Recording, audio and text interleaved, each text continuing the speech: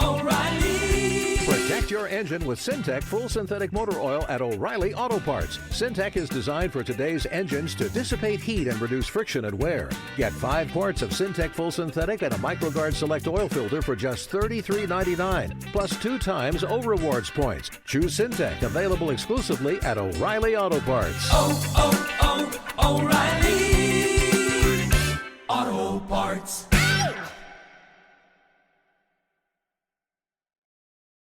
What's up? It's your boy, the Ted Smith. Thanks for listening to the Men's Room Daily Podcast. Want more? Check out the greatest podcast in all the land, The Podcast. Be sure to subscribe and listen to a brand new episode every Tuesday night. Unfortunately, what you're about to hear is real.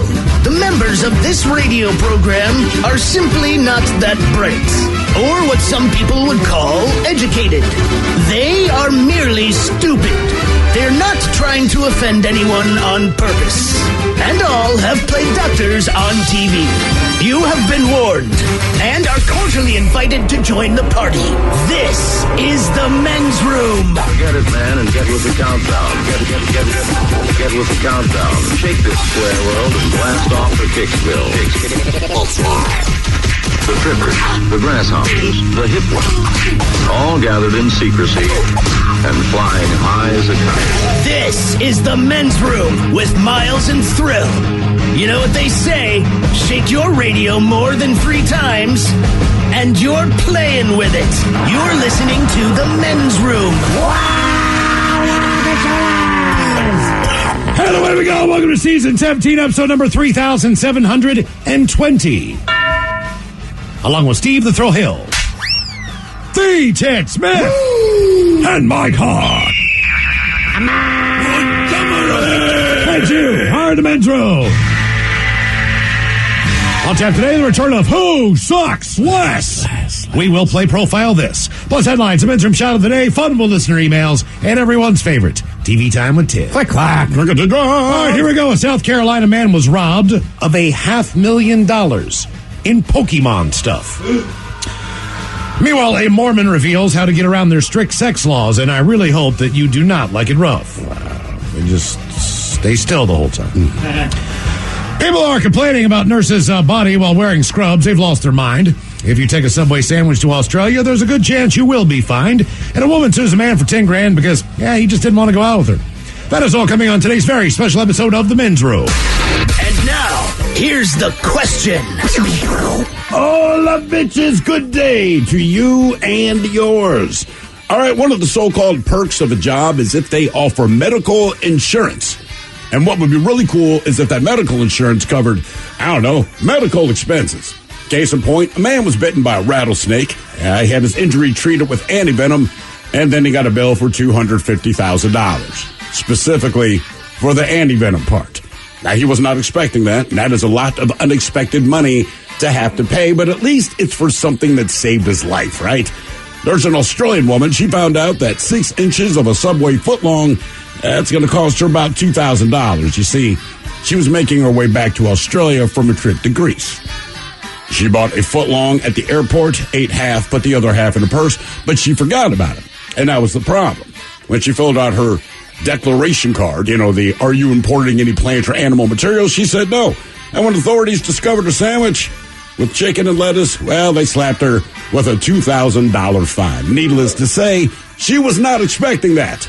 And then there's a couple in San Francisco. They got a $1,500 ticket for parking illegally. And normally I'd think that's a bit much, but look, that's what happens when you park illegally.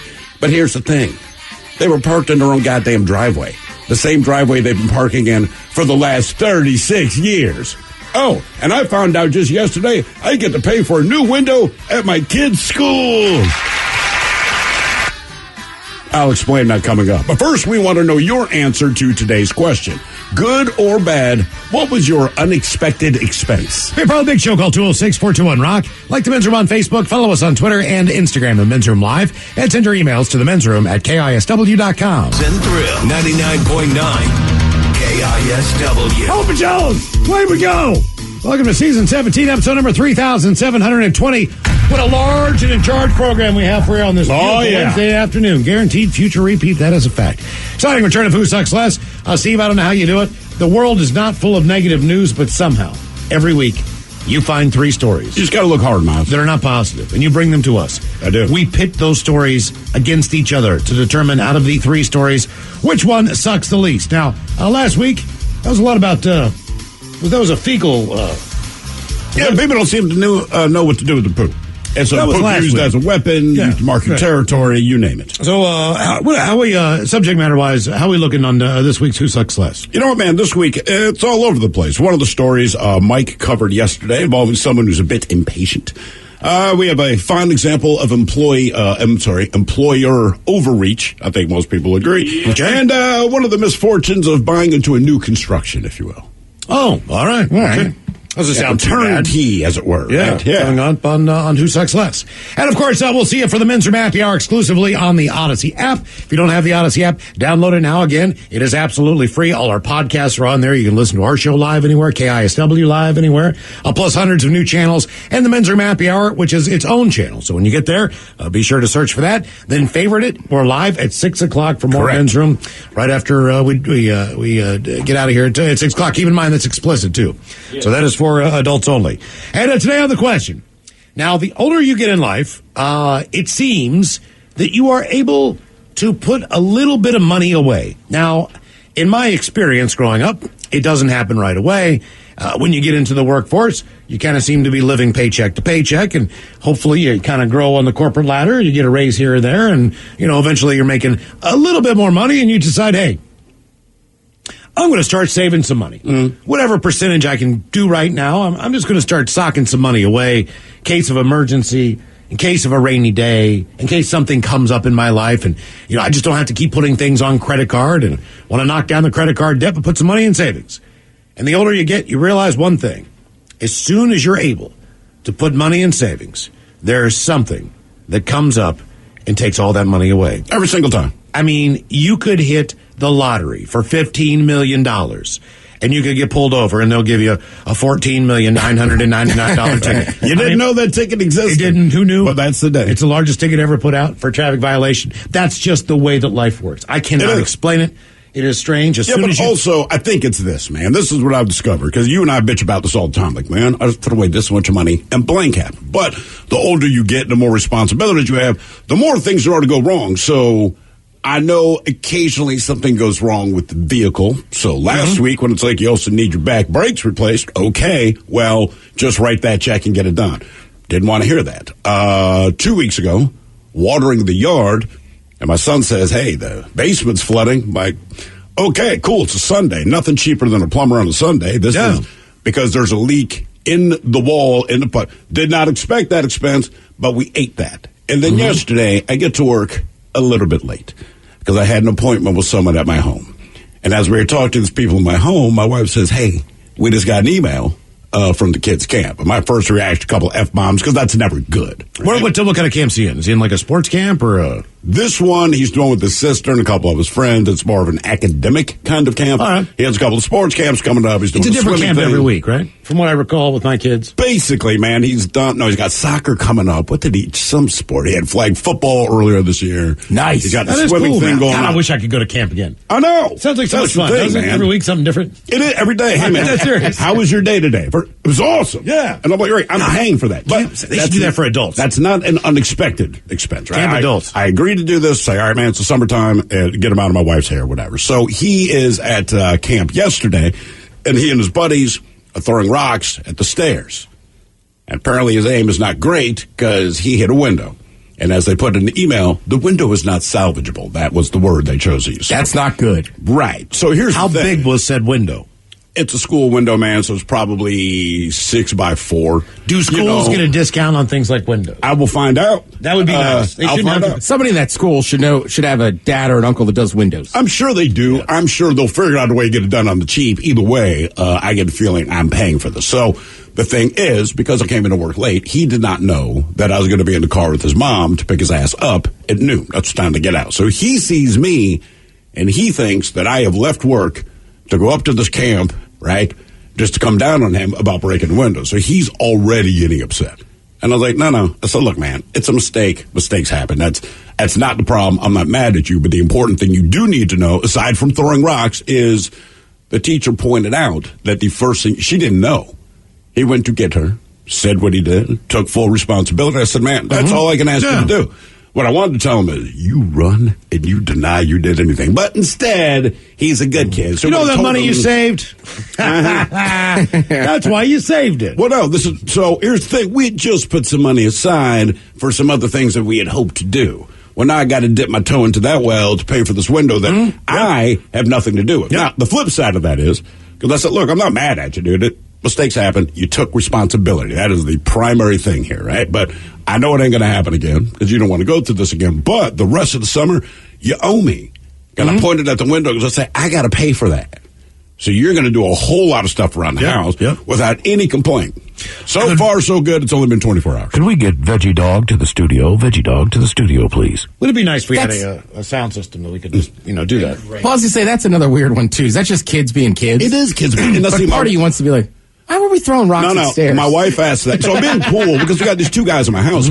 But my wife even goes, why the hell were they throwing rocks? I said, because he's 10 and he's a boy. And that's what... Yeah. I said, that's honest to God, that's the beginning and end. I said, do not kill him for that. He kind of learned not to do it because I'm going to be a little pissy about it. And I was, a little. I said, but he was throwing rocks because that's what 10-year-old boys do. Yeah, right? The other exactly. Thing, you know what else they do? And thank God he didn't do it. He didn't burn school dams. They also play with fire. He didn't mean to do it. He did not mean to do it. Intent has a lot to do My buddy Will and I Intent has everything to do with it. We used to throw knives. We were in our 20s, and we would get drunk and throw knives at his wall. Okay, I'm hoping my kid doesn't do that. We used to throw throwing stars. It's not too much different. How old were you? We had weapons. How old? 12, 10 years old. No, that's the age you do it. Nunchucks. You're in your 20s. You name it. We were, and his roommate got up, and she goes, why is there knives in the wall? We were like, you're not drunk. Veggie Dog, today our question is, good or bad, what was your unexpected expense? Ah. A couple weeks ago. Yep. A couple weeks ago. Yeah. We're sitting here in the office. Yeah. And you get a call from who? My condo board president. That's my Conga board? Condo board president. Condo board. Yes. I thought you said conga board. Conga Yes, board. I know that you're a quasi-conga dancer. I mean, I was taking lessons, so got a call from my condo board president that my neighbor below me in my condo building, his unit was flooding. It was raining. Yes. It was raining. Yes, the one directly below you. It was the one directly below me. And you don't get a lot of rain here in Seattle, so maybe he liked it. No, right, yes. So he'd been on. And just for the record, we actually had plans to do something that night. Like, we had been excited all day. Yes. Mm-hmm. What are you guys going to go see, like Chopin or something? We're going to go to Mariners game. All right. Okay. I didn't know if it was something in Benaroya. Right, okay. Well, I mean, it would have been Tchaikovsky first, but These guys. Come on. So I got a call that the waters was pouring into his unit, and I was worried because when I left that morning coming to the office, my unit was dry. Let me ask you, is there a unit above yours? Yes, there is a possibility. Yes. That this could have come through you. I thought there was a possibility. Yeah, there's always a possibility. Yeah, hypothetically, that could have been the case. Possibility that the neighbor downstairs neighbor's ceiling was crying. Yeah, there's a possibility. Yeah. Right. It could have been, It could have been 2 condos flooded. Could have been. Right. No. Yeah. So it wasn't. There was a pinhole leak in the cold water supply line to my kitchen sink. Mm-hmm. And it was shooting water up against the back service wall underneath my sink and going down the supply wall into the ceiling, into the drywall above his kitchen counter and living room where it pooled and continued to pool until it finally broke through his ceiling and pissed water all over his living room floor where he had laminate flooring from 1998. You keep acting like you're doing a favor. It's a good thing. It is a good thing. It's a bad thing that happened, but a good outcome. But you always go back to that like you did him a favor by flooding his apartment. I didn't do him a favor. I didn't break the pipe initially. Why do you think he's changed the flooring? Well, that's a different story for a different day. Anyway, okay, so you have to fix this. Yes. And how much was that initial repair? Oh, like $15 for a temporary fix. Yeah, it was easy. Right? Yeah, You didn't temporary. no money out of it. Bless you.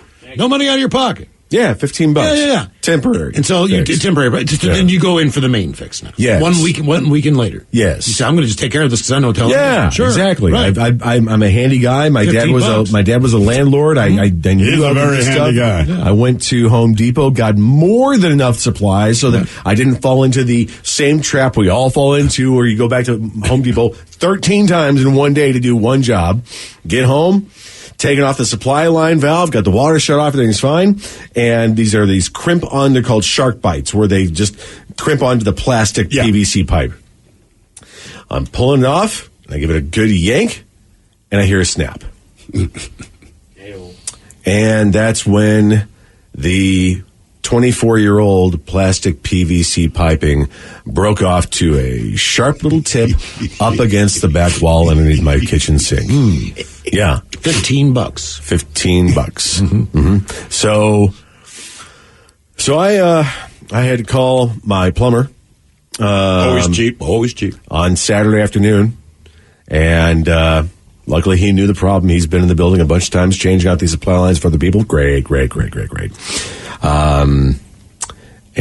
So he got there about 45 minutes later, and about an hour later, it cost me $642 plus tax, parts, and services to repair a $15 valve that I broke because of old plumbing.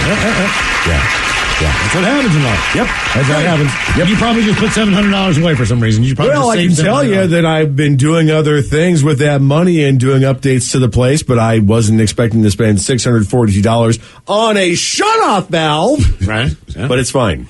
It's kind of a bummer when you spend money on something that aesthetically or from an enjoyable standpoint. I wouldn't mind spending $700 on an experience. To spend to buy 10 tickets to that Mariners game on Friday night, right? If that's what it took, right? You know what I'm saying? Sure. If every ticket's $80, we're all going to go. Okay, that's what you want to do. That's an expense. But when you got to replace like a hot water heater, or when you've got to do something, I know, because that was my last expense. I'm just like, what do you mean it heats the house and takes care of my water? Why does it have two things, and why does that mean it goes bad quicker? Yep. And he was explaining everything to me. Well, you've got this system in your home, and that's how it heats the house through these. So that's double duty. Yep. And that's why you have a pool of water in your garage. I mean, I think it's the same thing. That's why you owe $1,200. I think it's the same thing with certain clothes. What do you mean? Like, I'll go out on the weekends and waste money in you know what I mean? Like, just spend money in bars. But it's like, hey, you got to get a new suit. Like a suit. It's like $400 or $500, man. I can't be doing that. You are absolutely right. I will sit down. Right. Our anniversary I had to spend money on something I'm going to wear once. Really? How much was that? I want to say it was $245 when it was all said and done. Somebody like Steve, you don't really your weight does not fluctuate up and down that much. No, but mine can fluctuate between 10 and 20 pounds. Sure. So trust me, that's just in your face. Yeah. The last time I put that suit on, I don't remember. Was it fat? Was it skinny? Is it? When did I buy it? No, not right. Because that's why this is all for Mike's wedding. I know. I'm going to go.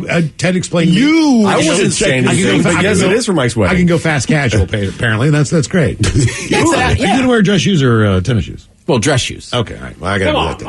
I didn't know you said casual.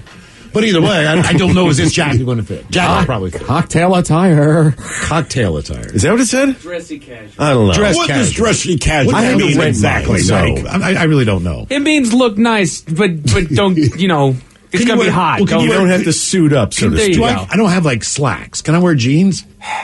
Are they nice jeans? Yeah, they're really nice jeans. You have jeans? You wearing jeans? I am. Yeah. Okay. But they're like my dressy jeans. I was going to say, it's like our cousin from West Virginia is coming to dinner.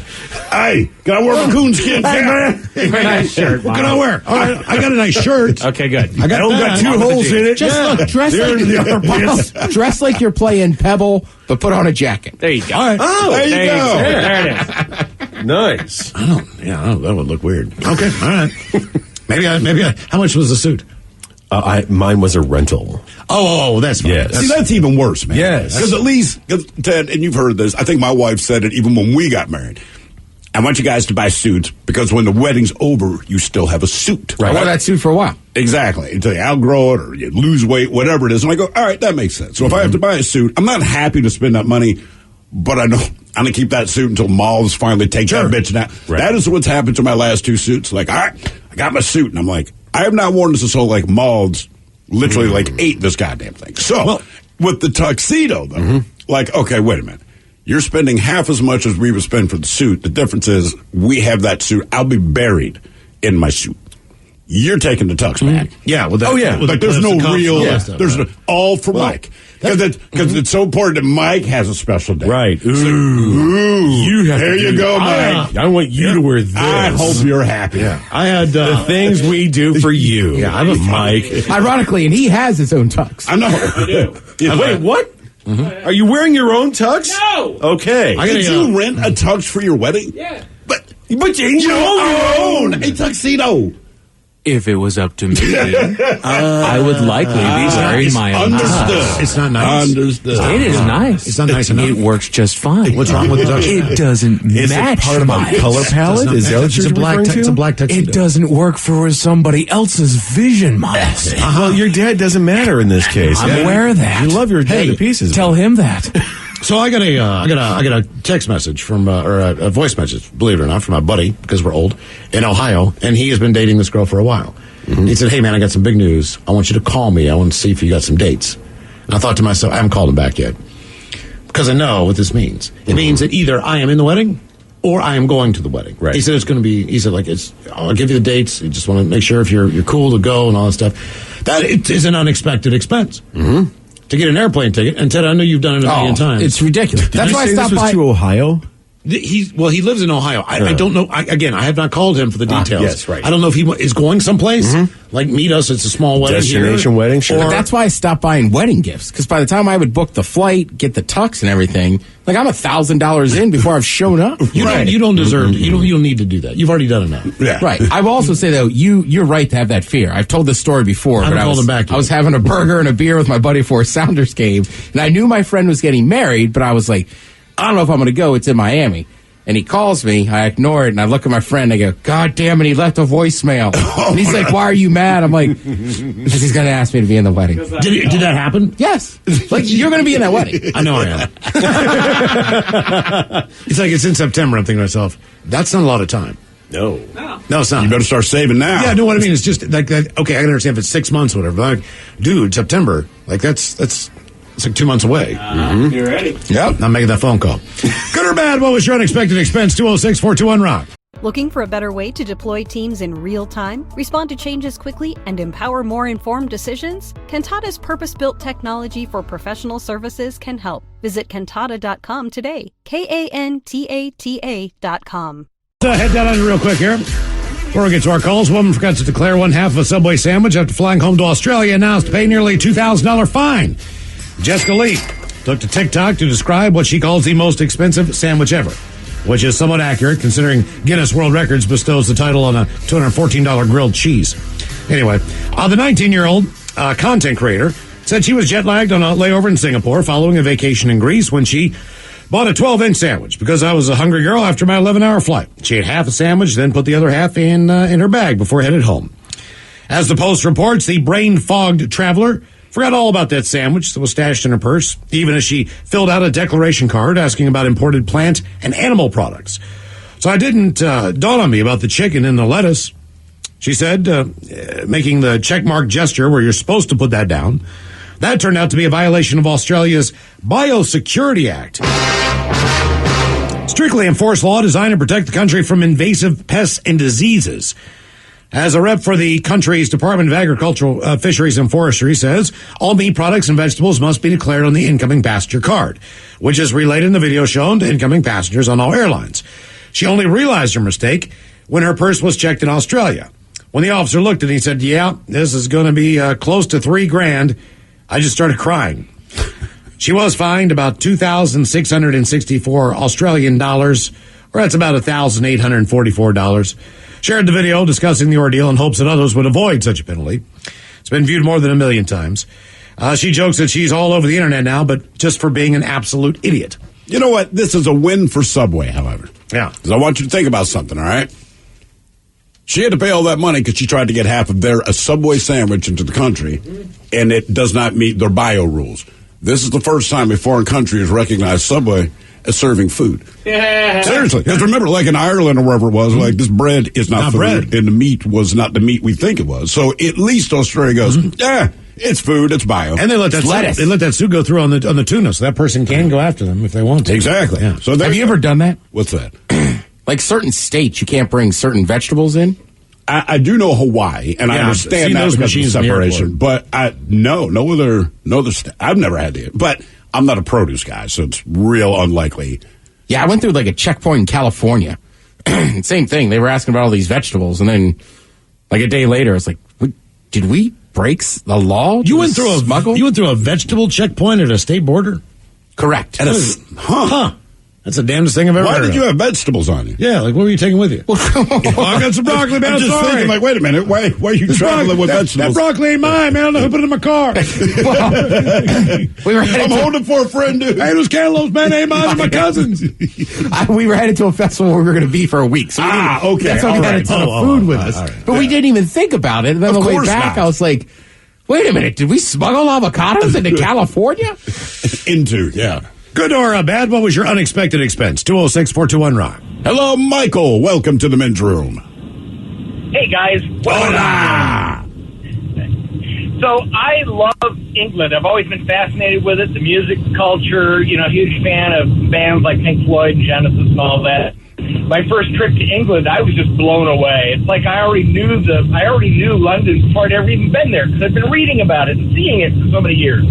So that opened my eyes to how easy international travel was. So fast forward about a year later, this is 20 years ago now, I'm watching a movie and it's set in London and I go, you know what? I'm going to go back to London. So I start getting on the internet. It's late Friday night. By about 3 in the morning, I had my entire trip booked, hotels, British Air direct from Seattle to London and back. And I could only go for about a week because I just couldn't afford it. London's very expensive. Yeah. So anyway, I get over there.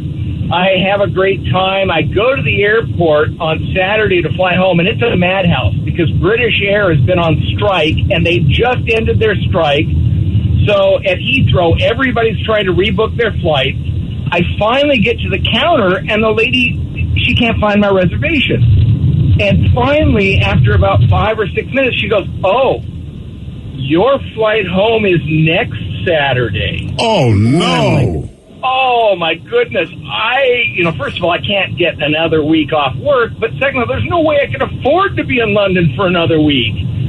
So I am freaking out, but I'm very polite and respectful. And she says, look, go over to that British Airlines counter over there and see if they can make a change to your ticket. So I go over there, get in another big line. I get to the front. For $50, they agree to change my flight and put me on the flight home that I thought I was on. So that's great. $50, not bad. I can live with that. I get on the plane, and I'm getting ready to take a right and go back to the cattle car. And the lady goes, oh, no, sir, you're in business class.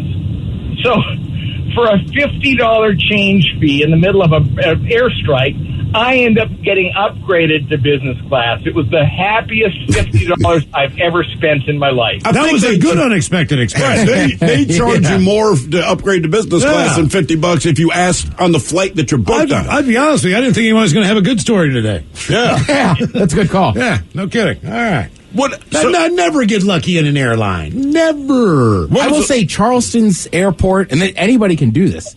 Like a lot of airports have like clubs if you have miles with Alaska or whatever. So we're in the airport in Charleston. This was not last summer, but last summer. So COVID's still pretty big. So none of the bars and restaurants are open. And my buddy texts me, he's like, it's $35. Come up to this VIP room and you can get beers and snacks. Same thing. But me and my one buddy, we had to wait for 4 hours. So we sat up there, it was $35. We probably had 4 or 5 beers and little tiny sandwiches. And is that on the house when you get there? Yeah, you pay the money to go up there, and then you just sit there. It's super quiet, so we were trying to watch F1. You got to be a little discreet. Mm-hmm. But yeah, if you're in that airport, I forget the name of it, but it's the something club. Go up there. If you enjoy a beverage and some snacks, yes, $35 is easily worth it. Man, that's the worst thing about traveling with goddamn kids. I love my kids; they're very well behaved, but them being well behaved does not make them 21. So it's one of those deals. We always have to go to the restaurant if we have a long-ass layover. So I always do either I'm going to go to the bathroom or check out Hudson News. Both of these are lies. I go to the bar, and I crush a beer in 2 shots. Yeah, I was flying out of Phoenix. And then just walk back. And I'm not alone, because I realized there was a guy, the last time we traveled, I pulled that move. Yeah, I'm going to go to Hudson News. Kids aren't interested, whatever. They're on their phones. So I get up, sneak down to the bar, crush 2 shots. And as I'm doing this, I just kind of see and notice this other guy in there. No big deal. He's just sitting at the bar, having a drink. I go back to the family table, act like everything's copacetic. About 2 minutes later, that guy saw the bar. I watch him walk into the same restaurant and sit down with his family. And we just kind of look at each other like, Yeah, I saw a dad at the airport in Phoenix. Because sometimes it's hard to tell where, like, the bar is and the restaurant part. Yeah. He sits down. It's nothing crazy. It's like 11 a.m. Orders a double Jack and Coke. Okay. And his kids walk over, and he goes, "You can't be in here. It's the bar part." And the bartender goes, "They can sit at the table." And he's like, "Shh." And he's like, "You guys can't be in here." So they walk back over to the gate. And, like, me and my buddy are like, "Nice work." And he's like, "It's been a long weekend. Give me one more." And then he, like, chugged it down and kind of just shuffled off. See, man, that's the thing about traveling with your kids. Like, it's inevitable your family's going to get on your nerves and to travel. It's a high-stress thing. When we went to Toronto a few years ago, and I appreciated this, man, we roll in, there was like, had to be the equivalent of Dave & Buster's. They have this massive, massive bar, few restaurant tables, and then it's just video games and all that kind of crap. So our goal, going to get the kids like $20, go get your tokens or whatever the hell you need, go play your games, leave us alone. The bartender's like, they can sit at the bar. I'm like, for real? He goes, look, man, I can tell they're not 21. I'm not going to serve them. He's like, I don't know what you guys do in the States, but he's like, it's pretty obvious, that they're children. So, yeah, the kids can sit at the bar, and that actually worked out beautifully. But they sit there for a little while, but again, they're not interested in talking to you, and I can keep powering through all the booze I want, and they go play video games. I'm like, I like this. Yeah, traveling, I would not want them to sit with me at the airport. Like, no. I need a break. But when we're just on vacation, like, yeah, sit at the bar, man. Well, that's like Mike and I joke about Red Robin. We're always like, it's great. You just walk in. It's like, right, because you're 2 adults. Because you can don't just have sit kids. at the bar. Because you don't have kids. I'm being dead honest about this. The worst thing to me about having kids, up until you had kids, did not matter where you went. If you wanted to just grab a seat at the bar, you grabbed a seat at the bar. Now when we walk in, they say there's a 40-minute wait. All I can think is, it's a 40-minute wait and a place that I probably don't really want to be, from a menu that I don't really want to look at because you guys are with me. And you're the ones bitching about the 40-minute wait. Great. And that's the whole thing. And I just sit there and realize I'm just staring at everyone in the bar. Yeah. I don't mean to, but like the kids are saying something, I half hear them. I'm just looking in the bar like, I could be in there eating already. But I had to come here so I can watch you eat half of whatever it is I ordered for you and then demand that you're not going to eat it and then watch you eat the best parts of whatever it is I ordered. Mm-hmm. Every single drench it all in ketchup. Good or bad? What was your unexpected expense? 206-421-ROCK. By the way, need that much ketchup. that is a quick side note. Something like French fries, and you realize your kid is now sharing your French fries with you, whether you want them to or not. With my daughter, no. You squirt the ketchup on your plate. You can grab them off of my plate. She went down in flames once on mine. I'm like, oh my God, I can't even eat these now. Come on, man. Hello, Aaron. Welcome to the men's room. Hola, bicholas. Hola. How you guys doing today? Doing great, man. Thank you, brother. So what was your unexpected expense? Well, it just occurred about, it is 3:03 right now. Hey, thank you. My watch was off. Hold on. Let me do that. So what was it? My bad. So we're coming back from celebrating my son's 7th birthday down at Ocean Shores. But we're, kind of the maybe 3rd road trip in my new electric Mustang. All right. And she's my baby. She does everything. In fact, I'm sitting in her right now in my driveway because, everything was going great. My parents put up money for a really nice hotel. All right. Had a great time. And just 10 miles away from home, we're in the Factoria area, kind of construction stuff. Yeah. And I can see this rock just skipping across the highway from about 200 feet away. Darn if it didn't just shatter my windshield. It actually shattered the windshield, or did it crack it? It made this like 3-inch circumference. Ah, okay. Okay, well, I'm a white guy, so let's call it 4-inch. giant circle. But then we're watching this one, and it's growing right now. Do you have car insurance? Oh, that's what happens, right? If you get a crack in your windshield and it's hot out, it's gonna eventually it's all gonna shatter. Yeah, but the heat that's going on right now is just making it go. Well, so I get home, right? I get right on the phone because in this car, there's actually a recall on the adhesive for the windshield. So I'm thinking I can just get it covered. Oh, well, hey, you might be able to do that. Jesus Christ, man. Or call like Safe Light Glass. Or just call your insurance company. I mean, just say a rock shattered my windshield. Right. That's literally all you had to say. A rock shattered my windshield. You could even say, like, earlier today, a rock shattered my windshield. We were celebrating my kid's birthday, and then a rock shattered my windshield. Like, that's the actual answer to the question. Everything else like a goddamn Agatha Christie mystery freaking novel, man. You know what I mean? Like, just answer the goddamn question. Just answer the goddamn... What are you, my daughter? You know what I mean? Like, man, just answer the question. What is all of this other stuff that you're going on about? And these big-ass pauses, man. You know what I mean? Like, filling goddamn time. Like, just answer the question. It's really not that goddamn hard. It's not even a difficult question. We didn't say, how do you say Merry Christmas in goddamn Swahili? You just said, what was your unexpected expense? Swahili. Well, it turns out... sorry, man. It's just like, God. One time I went to Brazil, and I met a Swahili man there. Right. Over the holidays. He was probably 23 years old, 24. I don't know. This happened earlier today. Just answer the goddamn question. Sorry, dude. That actually started to piss me off. Good or bad, what was your unexpected expense? 206-421-ROCK. Jesus Christ, man. Yeah, Mike and I had to do some effing car. Mike and I had to do some stuff today. I just got up a lot earlier than I usually do. Like at some point, I just went, "What happened, dude?" Right. I'm not trying to be mean. It's like, just answer the question. Also, hey, I'm sure he's a nice enough man. But I'm sure he is. You watch that rock bounce for 200 yards away, and it still hit you. Come on. All right. Nice looking car, though. I completely forgot. He said it's his baby. What was it? It's an electric Mustang. Oh, nice. Yeah. He loves it. Mach-E is very fun to drive, it says. It's Mach-E. Yeah. Hello, Maddie. Welcome to the men's room.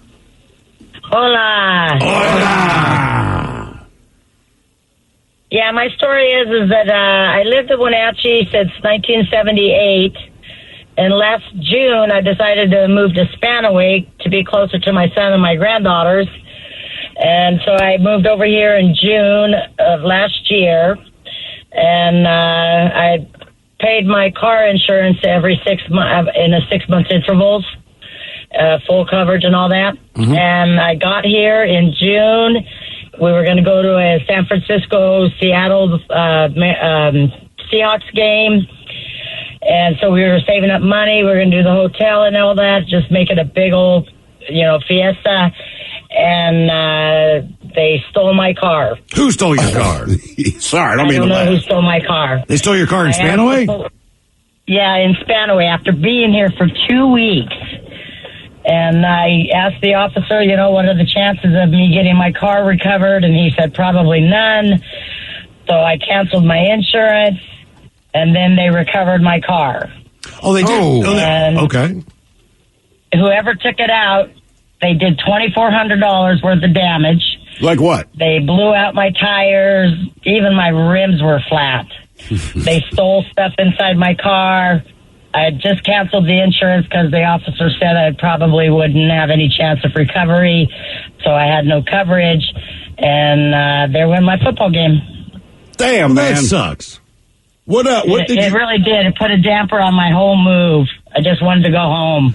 Yeah, having your car stolen in a new town will do that. I have to tell you, I just drove through Parkland and Spanaway over the weekend. And that was something. That was one of those things where I was like, I think I told you guys, I was like, my mind is blown. Like Parkland that's a... Well, Spanaway, again, doesn't have the best rep. No, I'd never driven right through the middle of it. I was like, I'll be darned. Was Spanaway and cops? That's what I told one of the cops play. I'm sure. Yeah. I know Lakewood was the big one, but it was Pierce County overall. But there was so much like you can't get a coffee, I told you, without someone being topless. Like everything there was topless. Oh, right. I was driving through there. I was like, this is amazing. Bikini baristas. Topless childcare. I mean, everything was topless. Topless childcare. Yeah, seriously. Everything was. I was like, you got to be kidding me. There was a good example. I just Googled Spanaway, and it's like, is Spanaway a good place to live? Spanaway's a fairly nice area. Not too many homeless people, and I think as long as you don't walk around by yourself or at night, you could be pretty safe. Okay, well, no. Why would you write that? Why would you write that as a review? Don't walk by yourself or at night, and you should be safe. Yeah. Should be. So it's not a ringing endorsement. I was just amazed. Like, wow.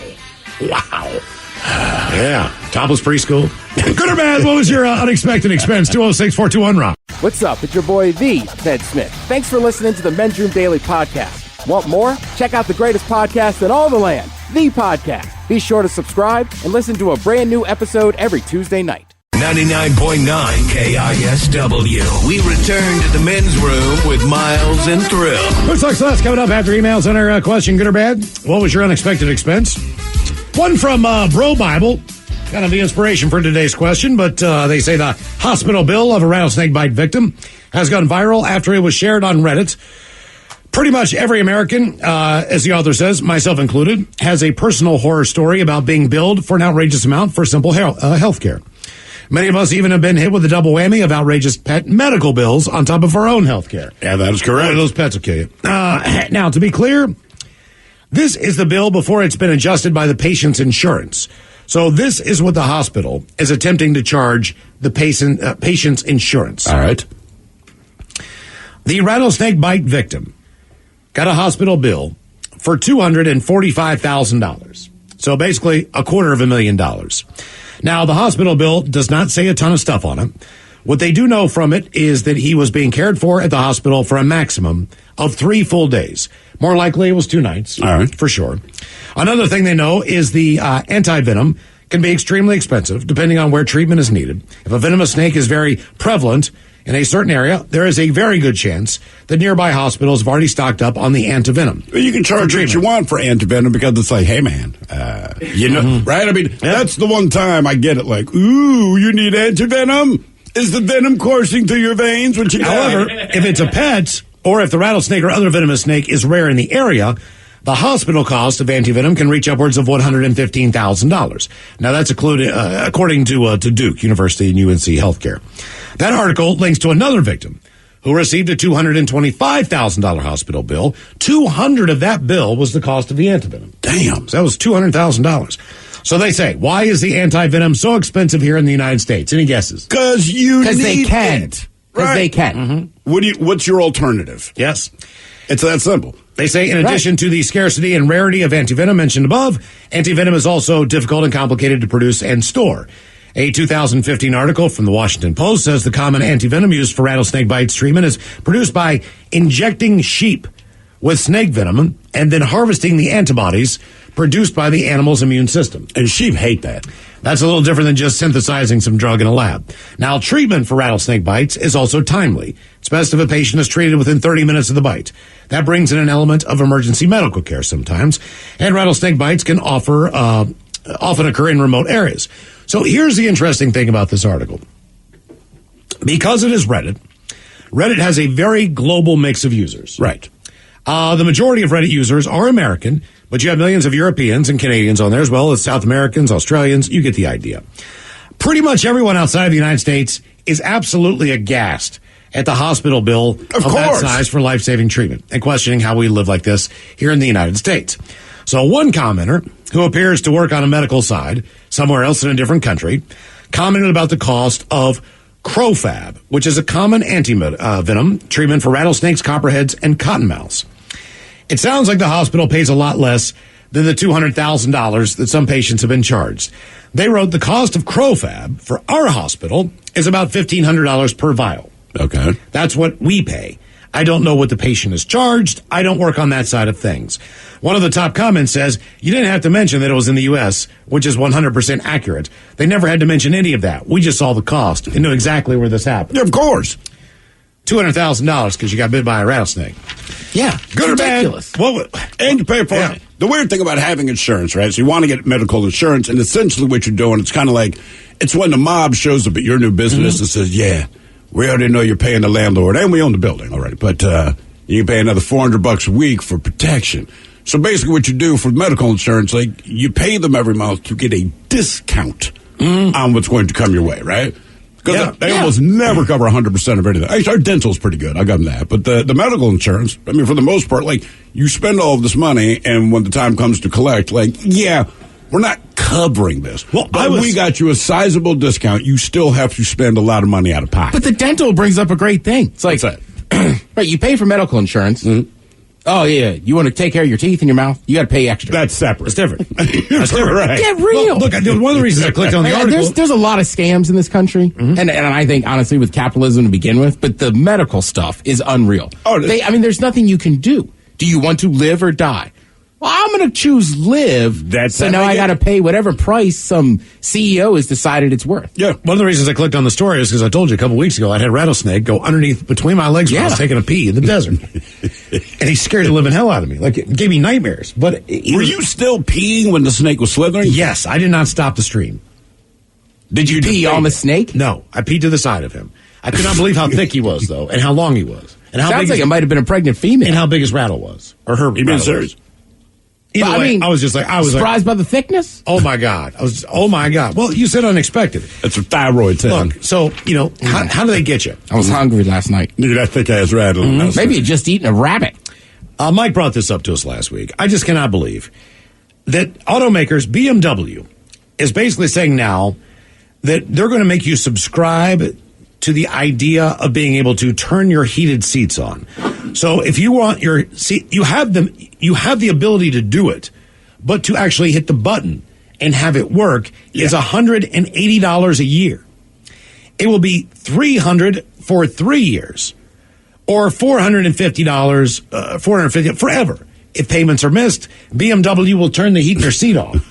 What the hell's going on? Right. Why didn't you buy it? I bought the car. Right. It's like Subaru saying, hey, we're 4-wheel drive if you pay for it. Like, no, I bought a 4-wheel drive. That's why I paid for it. Yeah, because I live in a place that you need 4-wheel drive. Right. Well, you better make sure in the winter you make that subscription payment, because if it snows and you don't have 4-wheel drive.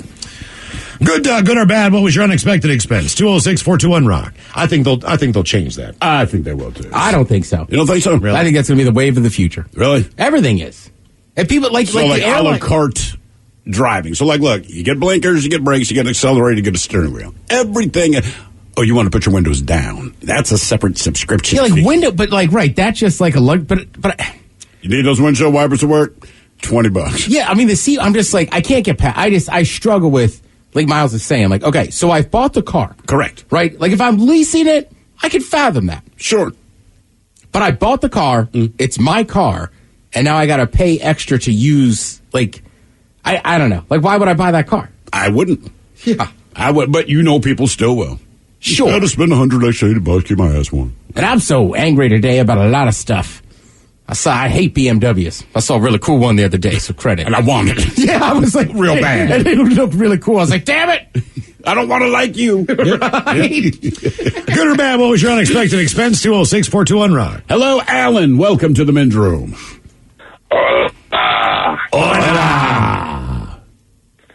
So I got a good one and a bad one, but I told Mike about the bad one. So I own an 03 Subaru, and as you can well imagine, old cars need a lot of maintenance.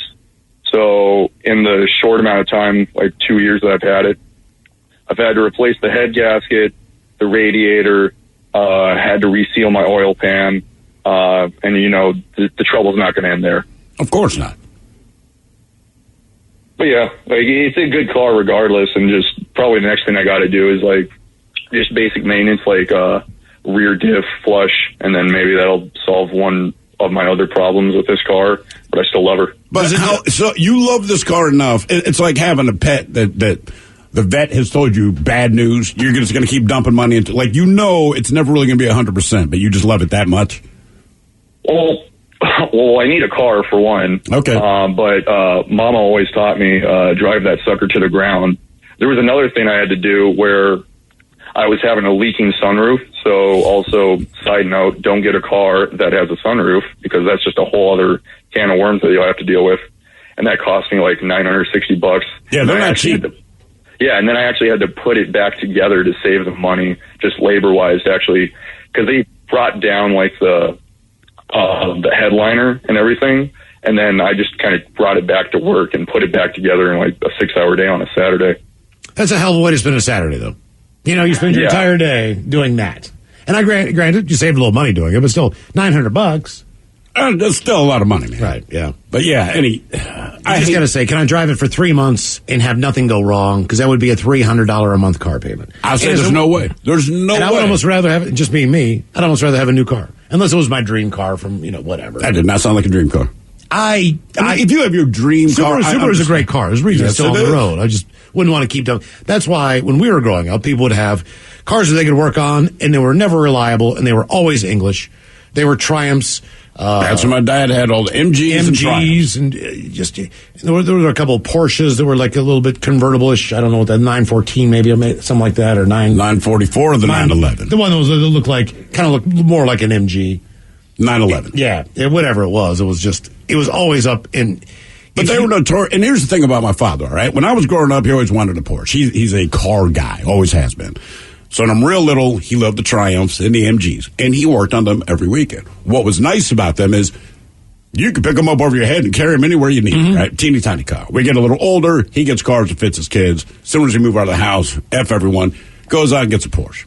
And the knock on Porsche, at least at that time, was that they break down all the time, specifically the 911. He went out and got a 911. And it occurred to us, he likes vehicles that he gets to work on. Right. And then he's gotten to a certain age, and he didn't want to do that anymore. So he has a Jeep Grand Cherokee. In West Virginia, because of the hills, and the steepness of the hills. What did his family do? What some people would do. Yeah, right? What some people would do is they would just take two concrete, basically two cinder block rows, and make a garage that you would drive down the hill, and you would then drive over top of the cinder block walls. So you could get under there and do repair work, change your oil, and everything else. So if the hill was like this, you know what I mean? You just have a cinder block wall right here that has two walls on it. You drive your car down, everybody be under there doing the work, and then pull the damn thing back out. And I was always like, you're going to drive off the wall. As a kid, there's only so much room. They're like, we got this, kids. They create their own pit stops. Pretty much. I like that. Exactly. Good or bad, what was your unexpected expense? 206-421-ROCK. Hello, Jake. Welcome to the men's room. Hola, bichola. Hola. Hey, guys. How you doing today? Doing great, man. Sun is shining. Hey, so I'll just get straight to the point here, for the sake of real. So I live out towards Mount Rainier, and I go to this little fishing spot, and it's really great. People are awesome, super friendly, and one day I went out there, and a gentleman approached me and told me I was following him, and I needed to stop, or he was going to slash my tires on my car. So, did you recognize this guy at all, or was he just some weirdo? It's just some weirdo. He clearly was not all there, and I was like, hey, I've never seen you before in my life, and I come out here all the time, and just proceeded to kind of keep my distance and keep fishing and ignore him. And, there was a giant motorhome that was kind of parked where I was standing, so I couldn't really see what he was doing. And he got in his truck and left, so I thought that was the end of it. But come to find out, about 30 minutes later, when I was like, I should probably go check the car, he actually slashed the tires. Oh, no. All four? No, he just slashed one, but the kicker was it's not even my car. It was my girlfriend's, so that was... Did the car have a spare tire? Yeah, it did. So I just kind of was like, wow, I kind of was just at a loss of words, and I can't even believe it. And I respect that he's a man of his word. So yeah, you had already pulled up to a place and you were fishing.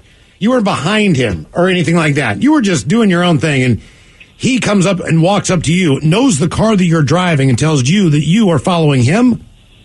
Yeah, he told me I've been following him around for a while now, and he's sick of my crap, and I better watch out. And I said, hey, man, I've never seen you before in my life, and I'm just going to go ahead and keep fishing. And he told me he's going to slash the tire, and lo and behold, he did. But joke's on him, because my girlfriend's car has dash cam, so we got the whole thing recorded. I think this was more of a guy out of his mind, and or methy. Yeah, definitely some methy going on. There was another guy there that was talking to him and said, yeah, I don't know what he was talking about, man, but I'm really sorry that happened to you. I just didn't want him to mess with me. So do the cops actually do anything? That's the coolest part about the whole story. I was like, I'm probably just going to pay out of pocket for this and nothing's ever going to happen. He's going to keep doing this to other people. And actually, the cop that, worked the case was really helpful. And lo and behold, Les Schwab actually warrantied out the tire and said, don't worry about it. So that was actually nice. Cool too. Did they ever approach the guy, arrest him, find out what his deal was?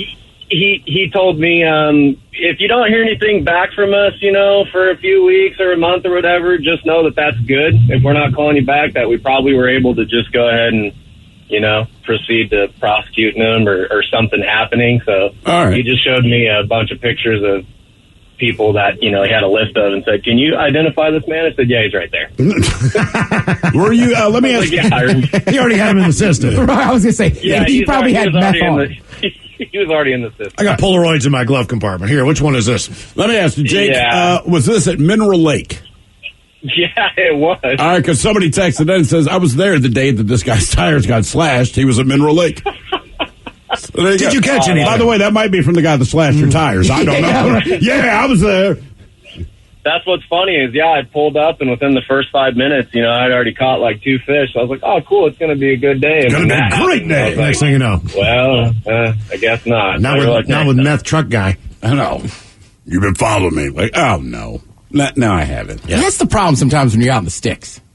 What's that? Like, I won't say the lake I went to, but same thing. Like, it's kind of out in the middle of nowhere, but like the town that's closest to it, everybody knows about it. Okay. They're like, go up there, man. It's great. You'll love it. I was like, awesome. They were like, do not leave anything in your car. Oh, really? I was like, what do you mean? I'm like, there's meth heads all over those woods. You put everything in your trunk, they will break your windows. Yeah, they see it. Yeah. Oh, absolutely. Even the trailheads. If you have a Washington State Park hiking pass, whatever, so you can go and have a good time and enjoy the Discovery Pass. Beautiful outdoor. No, don't put a damn thing in your car. Leave the doors open.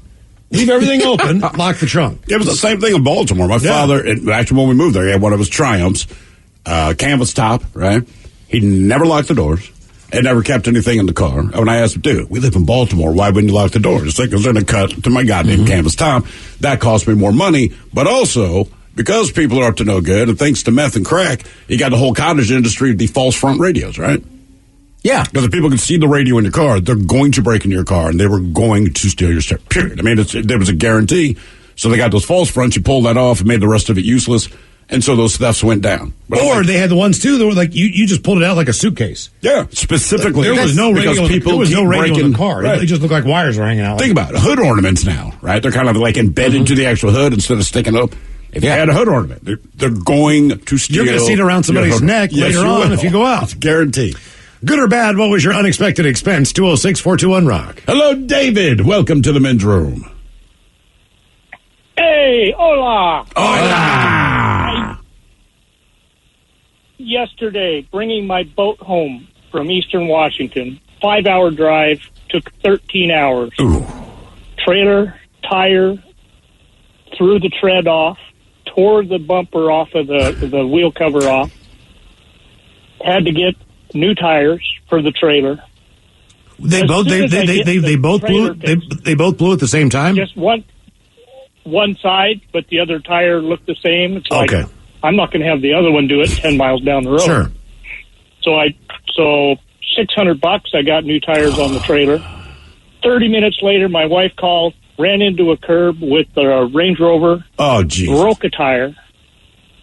The tires are too worn to put just one on. $2,500 to buy new tires. What is it, a tire? I was going to say, I know that's more expensive than your trailer. It's like a tire weekend, man. You should have gotten some deal. I know, at that point. Yeah. It was in two places. I was in Ellensburg, right. He was in Olympia. Well, let me ask you a question. The trailer only has 2 wheels on it, right? Yep. How the hell are they $300 a piece? Is that install included? Well, that included coming out to me on the freeway. Okay. So they basically came out there and put them on for you, so you didn't have to be towed or anything. They put a spare on. I had to drive back to the shop and then fix mine, take the other one off. All of that. And so what? There was a lot of in your 13-hour trip. At what hour did the wife call to hand you more bad news? It was about 3:30 or 4 o'clock when I got going again, and she called me about 4:30. Mm-hmm. Oh, God. Yeah. So you would solve the problem, and then she calls you to let you know you're driving to another one. Yeah. See, that pisses me off. I called somebody else. I let somebody else fix her. Right. Okay. And then you get to Cle Elum, headed west on I-90, and for absolutely no reason, all the way to the top of the mountain, people are crawling along, bumper-to-bumper traffic, for no reason. That's the way it is everywhere around here. Damnest thing I've ever No seen. goddamn. You're like, somebody stop. Go! Right, exactly. We're going nowhere. Go! There's just traffic. That is. Good or bad, what was your unexpected expense? 206-421-ROCK. You say you'll never join the Navy. Never track storms in the Atlantic. Or skydive as part of your commute. Joining the Navy sounds crazy. Saying never actually is. Learn why at Navy.com. America's Navy. Forged by the sea. Back! Man, we took a 2-year break there. Everybody getting sick. All to get vaccinated. Now we can go back. 3 big days. Spain and Grace. 3. Happy Labor Day weekend. We'll see you Friday, September the 2nd for Incubus and Sublime with Rome.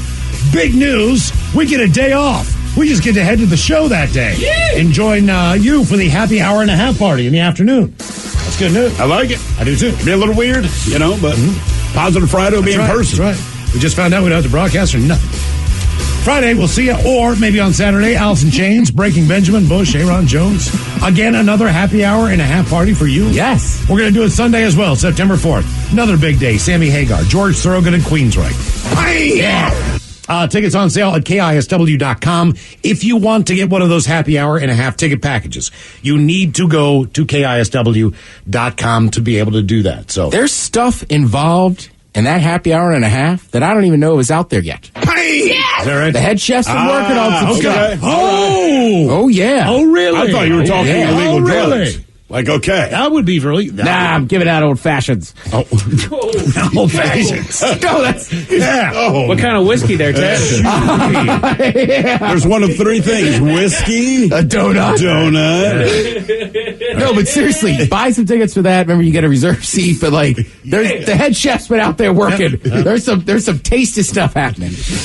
All right, let's go to Texas. All right, get over here. Let's go to Texas here for a second. I know HOAs are necessary, but at times... Are they? I don't know. I guess they yes are. And no. Look, who knows? The purpose that they serve, in theory, is great. They take care of the outdoor maintenance. If there's a pool, to maintain the, maintain the ground. Sometimes they do. Sometimes they just make rules.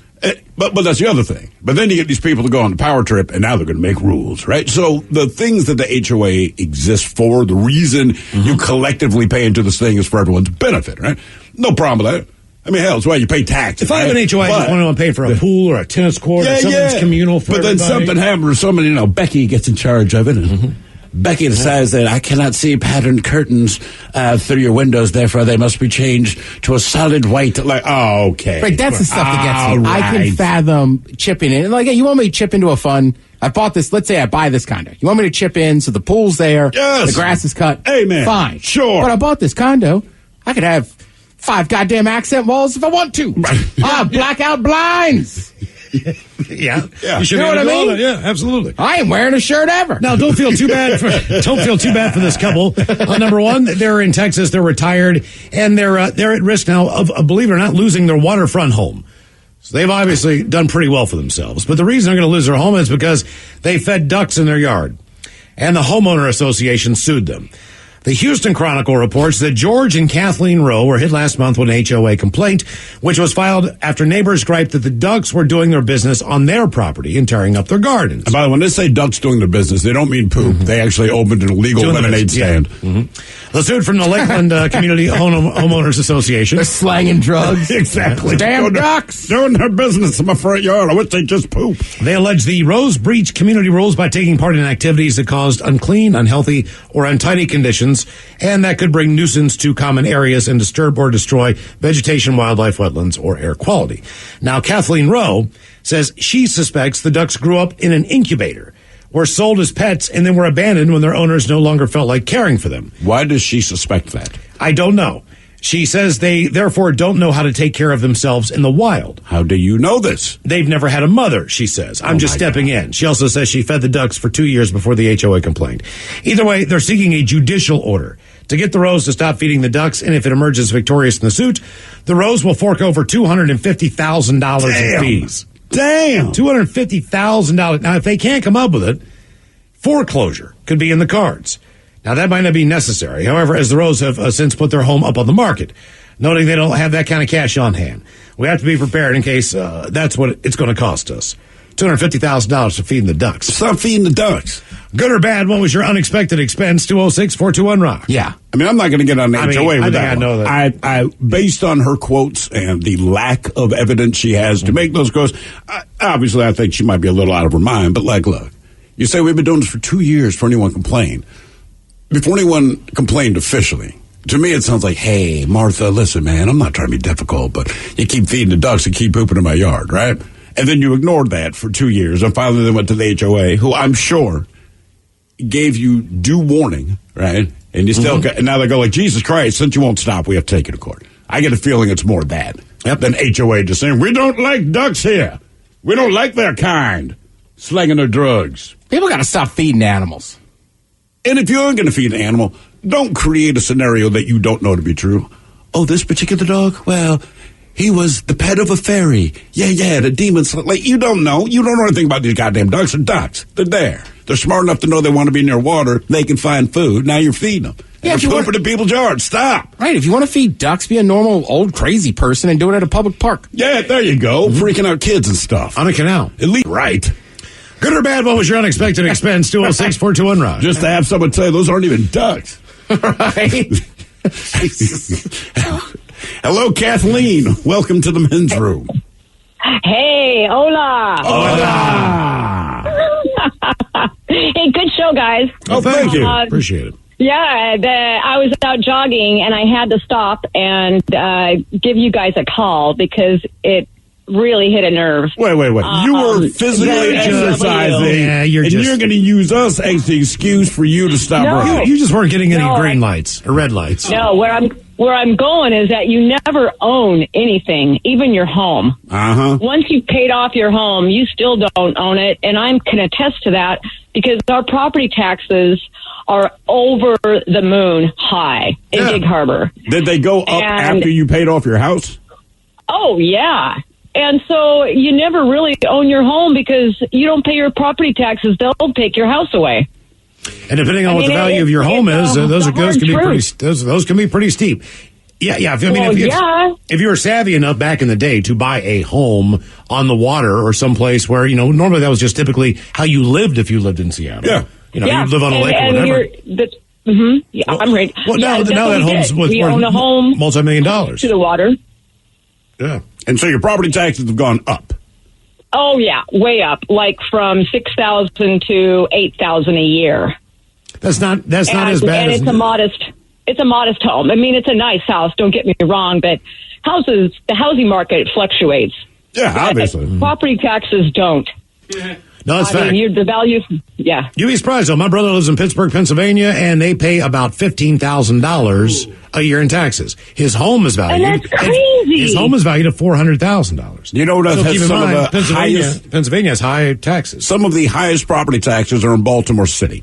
And to put this into perspective, 95% of the houses in Baltimore City, your property is literally 10 feet bigger than the footprint of your house, maybe, and it's not even like you have a yard. It's just a cement parking space. And the property taxes there are significantly higher than they are in San Francisco, Seattle. They're on par with like New York City. Yeah. And they keep fighting. Well, that's the thing. Yeah. Nobody knows, Mike, because here's the thing about Baltimore. Everything's run down, broken, backwards, and failing. So they're like, look, man, we spend all this money compared to most of the country, and there's nothing that operates. So either you don't know what you're doing with the money, you're funneling the money somewhere else, but either way, people are like, look, if our school system's going to fail every year, can we have a tax that reflects that things suck? Sure. Dude, my sister, right? She lives in she's right there. Right. She lives in a row house that my cousin owns. All right. So when I was back there like a month ago, they were talking about how much that costs. And I go, you're kidding me. That's it?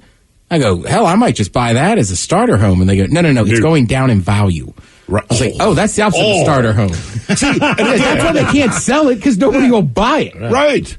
Because you go like, man, once you figure in the property, there are a couple houses my parents are looking at when we lived there, and I did not realize this as a child, but there was a house that I thought they were going to buy. They were very excited. I liked the house, and in the end, they didn't buy it. We went with something else. So recently, talking with my mother about it, she goes, oh, yeah, the one house we're looking at. She goes, the property taxes ended up being more than your mortgage. And they were like, look, we could afford the mortgage or the property tax. We couldn't afford both. It's like, God damn, man. That's why people move to areas like Arizona. Right. It's one of the benefits of being, in a place that doesn't just, because half the time, if you already paid off your home, those taxes are going to be double to triple what you actually paid on your mortgage when you were paying it off, just based on inflation, based on time. Now you're 40 years in.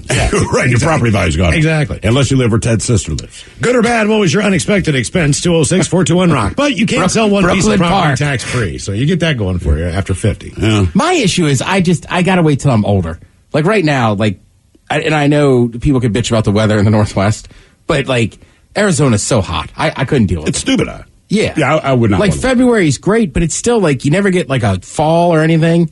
I can't imagine trying to watch college football at Arizona State. If I'm dying here. I need to smell the fireplace somewhere. Yeah. I don't need to know what house it's coming from. I just need to walk outside.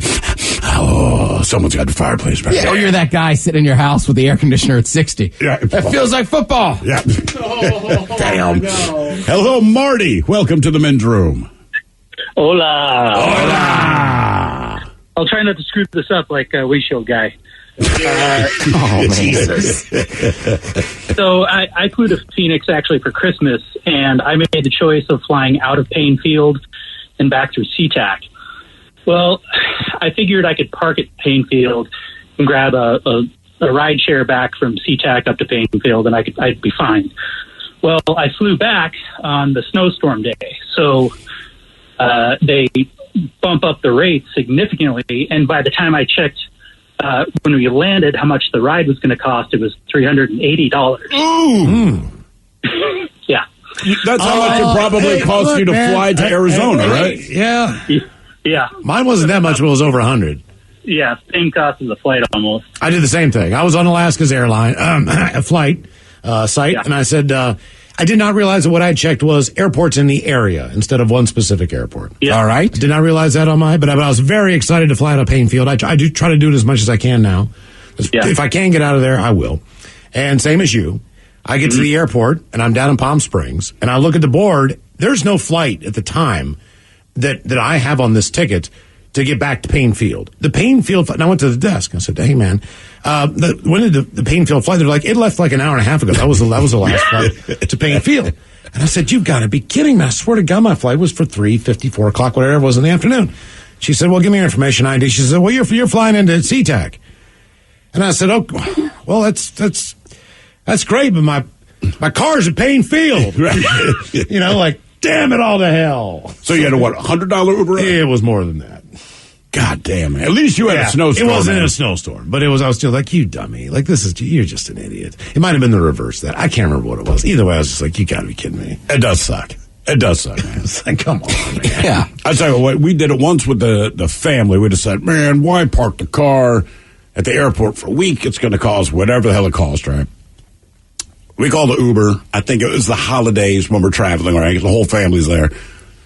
By the time it was all said and done, everyone's in a horrible mood by the time we get home, right? Because you're at the end of it, man. And correct. Everyone's at the end of the rope.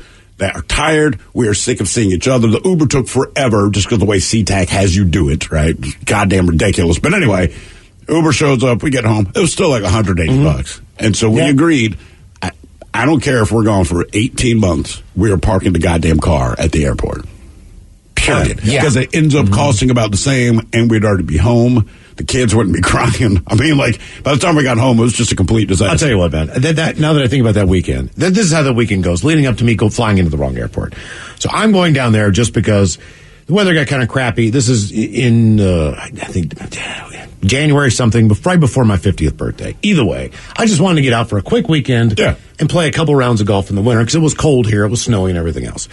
So I fly out and make that mistake. I don't realize I made that mistake. Saturday, I just play at a golf course that's kind of close to the hotel I'm staying in because I did not rent a car, and I was there for a quick weekend. I'm going to Uber to this golf course, which is close to being downtown. I get over there, and they're having a memorial golf tournament.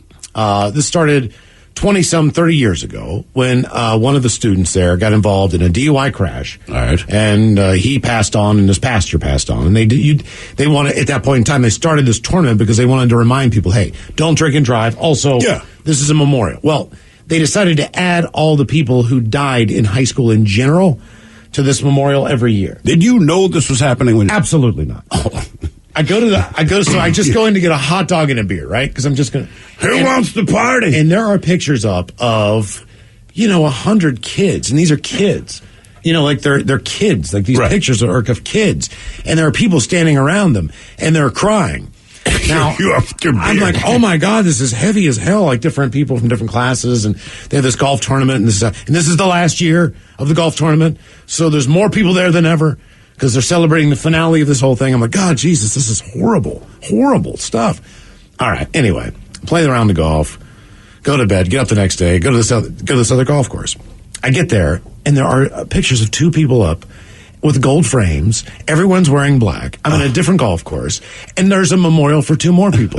I do not know how they died. I do not know how they passed on. I'm assuming car crash. It's 2. Because you're there. Something happened. I mean, I wasn't, whatever it was, it's horrible. All right? My God, this is just crazy. Golf weekend. This sucks. Like I'm just here to have a good time. And everyone's so heavy. Like the bartender's just got his head down, and I didn't want to eat there. You know what I mean? Like normally you sit down, like you get something to eat, right? Like, whatever you do. All right, I'm like, God, Jesus Christ. So I start playing golf, and this is on that Sunday, and I'm going to come home. I'm flying home after that, right? I'm playing early. I'm at like hole number 9 or 10. I'm halfway through. I finally shook off the fact that all this is going on. And there's this maintenance cart that is flying down the middle of the fairway. This is like a big Toro. You could move 3 yards of dirt in the back of a kind of bigger, just, like a gator or something. Yeah, like exactly. And this thing he's flying, man, coming right at me on the green. And I'm like, oh no, what is going on? What happened, right? Did I do something? He runs up, he's like, Kobe's dead! Kobe's dead! This grown man's crying. God. And I'm thinking to myself, Kobe. He's like, Kobe Bryant just died in a helicopter crash. And I'm just like, what in the hell is going on? And then I went to the airport and flew into the wrong goddamn airport where my car was somewhere else. That was my weekend. I was at a memorial. Oh, my God. That Kobe thing, I was at a memorial, right, for Coach Wooten, Morgan Wooten, winningest high school basketball coach of all time, DeMatha legend. So you can imagine there is college coaches, high school coaches, everybody is there. And I had just seen that news before we went in. It's me and DB. We start talking to people, and it's like, we're already at a memorial service. It'd be an odd time to bring this up, but like, you guys are basketball people, and they're like, what? Like, people are already crying. Now they're like, yeah, why did you tell me that? Yeah, it was like, no, seriously, that happened today. Mm-hmm. Yeah, we were at a school function, right? All the parents are there. Kids are there. My wife comes. She's the first person. Her sister, who works in the sports industry, texted my wife to let her know. My wife quietly just goes, Kobe died. I know, but you did, Mom. I'm like, Kobe who? Yeah. And she's like, Kobe. Yeah. There's only she goes, Brian. I'm like, what? And then I see all these dudes start looking down at their phone. And I mean, this event that had been very uproarious was so somber. Like, nobody said anything, but everyone understood what they're checking out. It's just like, let's drink. Palm Springs, in its own way, is like a suburb of L.A. Right. It's maybe an hour and a half, 2 hours. So when I get to the airport, oh, God. Even before I fly out. Sure. Oh, my God, you can hear a pin drop. You go to the bar and everybody's like, the bartenders are crying, the waitresses are crying, there's people around crying. You go to a sports store, they got Kobe Bryant jerseys. People are buying them. It's like, oh, my God. Who Sucks Less coming up? You are listening to The Men's Room. What's up? It's your boy, The Ted Smith. Thanks for listening to the Men's Room Daily Podcast. Want more? Check out the greatest podcast in all the land, The Podcast. Be sure to subscribe and listen to a brand new episode every Tuesday night. The debauchery rolls on. You're listening to The Men's Room with Miles and Thrill. 99.9 KISW. Who Sucks Less on the way, but first time for a few emails from the Men's Room at KISW.com. You've got mail. You've got mail. Well, due to time restraints, we'll jump right into the birthdays. Guys, shout out to Taylor. May I get the Dirty Germans for him, turning 31 and having 7 years out of prison and not using drugs. Thanks, guys. Appreciate it. Yeah, congratulations on the 7 years out of prison and not doing drugs. I have accomplished one of those.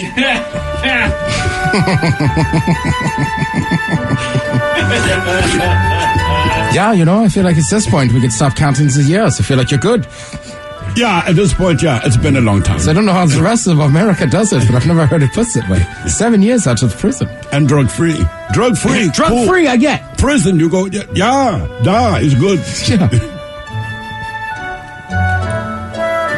Oh, guys. I thought I heard a weird fart.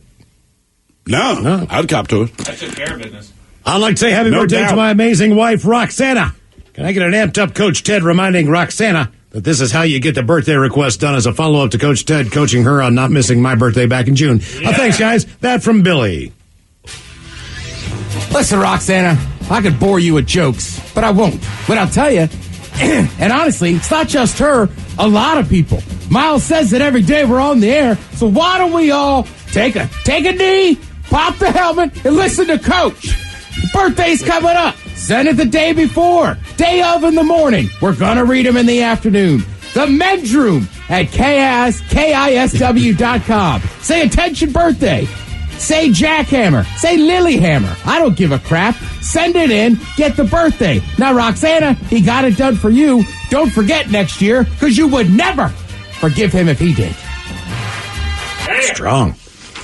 You want some Coach? I'll give you the Coach today, all right? Ain't no playing around. There's a reason you're riding that pine, son. Hold it, gentlemen.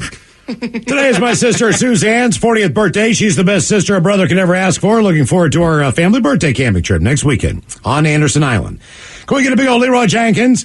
And Miles reminding her that 40 isn't that old yet. Thank you, guys. Gentlemen, and that from her loving Brooks Stephen. Let's do this. Leroy Jenkins! Which I think was supposed to be Brother Stephen. Brother Stephen, that's me. No, you're going to steal my fun to play it.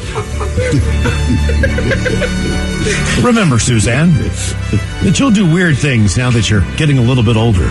But always remember, pushing down harder on the buttons on the remote control, that doesn't work. You just need to change the batteries. Brother Steve. Happy birthday! If somebody addressed you that way, that's not going to be good news. Because you're in a church or something. Happy birthday to the best dad ever, Mike. Absolutely loves the men's room, and his favorite part of the day is getting home from work, cracking a beer, and listening to your show while watching the TV on mute. So could he get some green beans and thrill shotgun gets? And Coach Ted telling him how to keep people from knocking on that front door. Green bean. Get. Green bean. Get. Green bean. Get. Green bean. Sure. Get. Sure, you can put up one of those little signs that says, no solicitors. Yeah, no solicitors. Stay off my door. Stay off my step. You can also do what I do. When you get home, put on clean socks and shoes. One pair of boxer briefs. Open the windows and let them know they ain't welcome. Once they're ready for the show. Hi, I'm J Dude. It's my 47th birthday today, and I would love to get a kid fish sandwich, a barbershop fish sandwich, and everyone talking over themselves about playing dice in a locker room high on edibles. Thanks, guys, and love you. Fish sandwich! Can I get a fish sandwich? Oh, you know I gotta eat right. Oh, brother, can I have a fish sandwich? You put the cheese and the tartar on the side. That is very I love cheese. For the most part. I don't know that I've been buying those. Where are you at the YMCA? I feel like I'd be really good at dice if I was on there. Last time I did it, I was at a bar after hours. I lost a ton of money. By the way, real quick, Coach got another point here. Roxanne, J-Dude sent a message in on Facebook. I said, hey, J-Dude, can you send it to the men's room at KSW.com? And he did, and it got read. Don't forget that damn birthday next year. Boo bitches, today my brother Rick Jr. is 55. Can he get to cut that bitch off? And Coach Ted, happy birthday there, Satchel. Thanks, guys, and love the show and the happy hour. Cut that bitch off. Net caller. Nothing specific. He just wants Coach giving him some stuff. Yeah, he's 55 years old. All right. I'll tell you what. Old dogs can learn new tricks. Another thing, too, is that practice doesn't make perfect. You got to practice and practice and practice to get better. Perfection is something to strive for, rarely achieved. All I need is to do is go out there, stick to our fundamentals, and win this football game. Gentlemen, today is my grandma Dolores's 90th birthday. Dolores. Yes, That's what it is. I know. There are many grandmas out there, and I am so glad to call her mine, as she truly puts the great in being a great grandma. I think it's grated cheese. We're going to have a big party tonight, and can't wait to celebrate with her. Could Coach Ted please congratulate her on making it through 9 decades and cheer her on as she embarks on her next trip around the sun. Thanks for all the laughs and lots of love. That for Dee Dee. She is the best. That from grandson Alex, son Tony, and the rest of the family. Great Grandma! Congratulations! Sorry, I'm sure she can hear me. 90 years old now. Hey, dang, that is a long time going. Great Grandma, I feel like you're in a great spot now. No pun intended. You've done the grandma stuff, but a great grandchild, you can care even less. Let him fall off that step. Give him candy for breakfast. Hell, have pie for dinner. It's your birthday, and you're 90. I think today you tell your kids what you really think about them. Oh, Jesus. All right, guys, here you go. Happy, happy, happy birthday. Happy, happy, happy birthday. Happy, happy, happy birthday to you, to you, to you. Ya's a Dirty Germans brought to you by Men's Room Original Sausage. Available through Uli's World Famous Sausage, mensroomlive.com, and other fine retailers. Schweinefleisch. Oh, thank you, Bob. A couple extra emails. The hottest place ever, guys. In Houston, we had some days that were 100, 100. Over 100 degrees and 100% humidity. Oh, On one of those days, I was in a rush after work, so I walked across the black asphalt parking lot to my black car with black leather interior. I swear it would be colder if I'd just gotten into a pizza oven. I nearly gave myself heat stroke and had to pull over and let my struggling AC try to catch up. Hottest I've ever felt, guys. That from Max, the podcaster.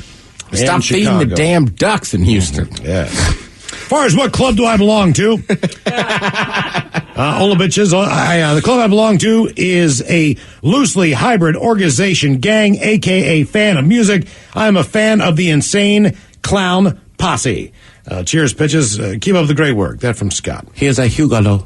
He's got a lot in there. He's got a lot of stuff in there. That is a lot of words, That is a lot of it. It's added to the list of the FBI. Basically, what I get the feeling is he feels like everybody hates the guns. So that's they did. I don't think people do anymore. It's not that big of a deal. I'm not sure that's the But he's right. There was a time. There was a time where Juggalo, they're frowned on. And now nobody cares, which is not an insult. It's just you're there, right? Yeah. Yeah. I realize what the sound is. I'm freaking starving. Yeah, I mean, I get why juggalos get defensive about the gang thing. Sure. It's like, no, we just like the music, but... No, we get it, man. It's always strange. Sure. And look, dude, the higher ups are always going to paint a bad picture if they don't understand what's going on, right? That's been going on forever. Well, you know what happened to the juggalo? What happened to the Juggalo? There's no more malls. They got nowhere to hang out. Right.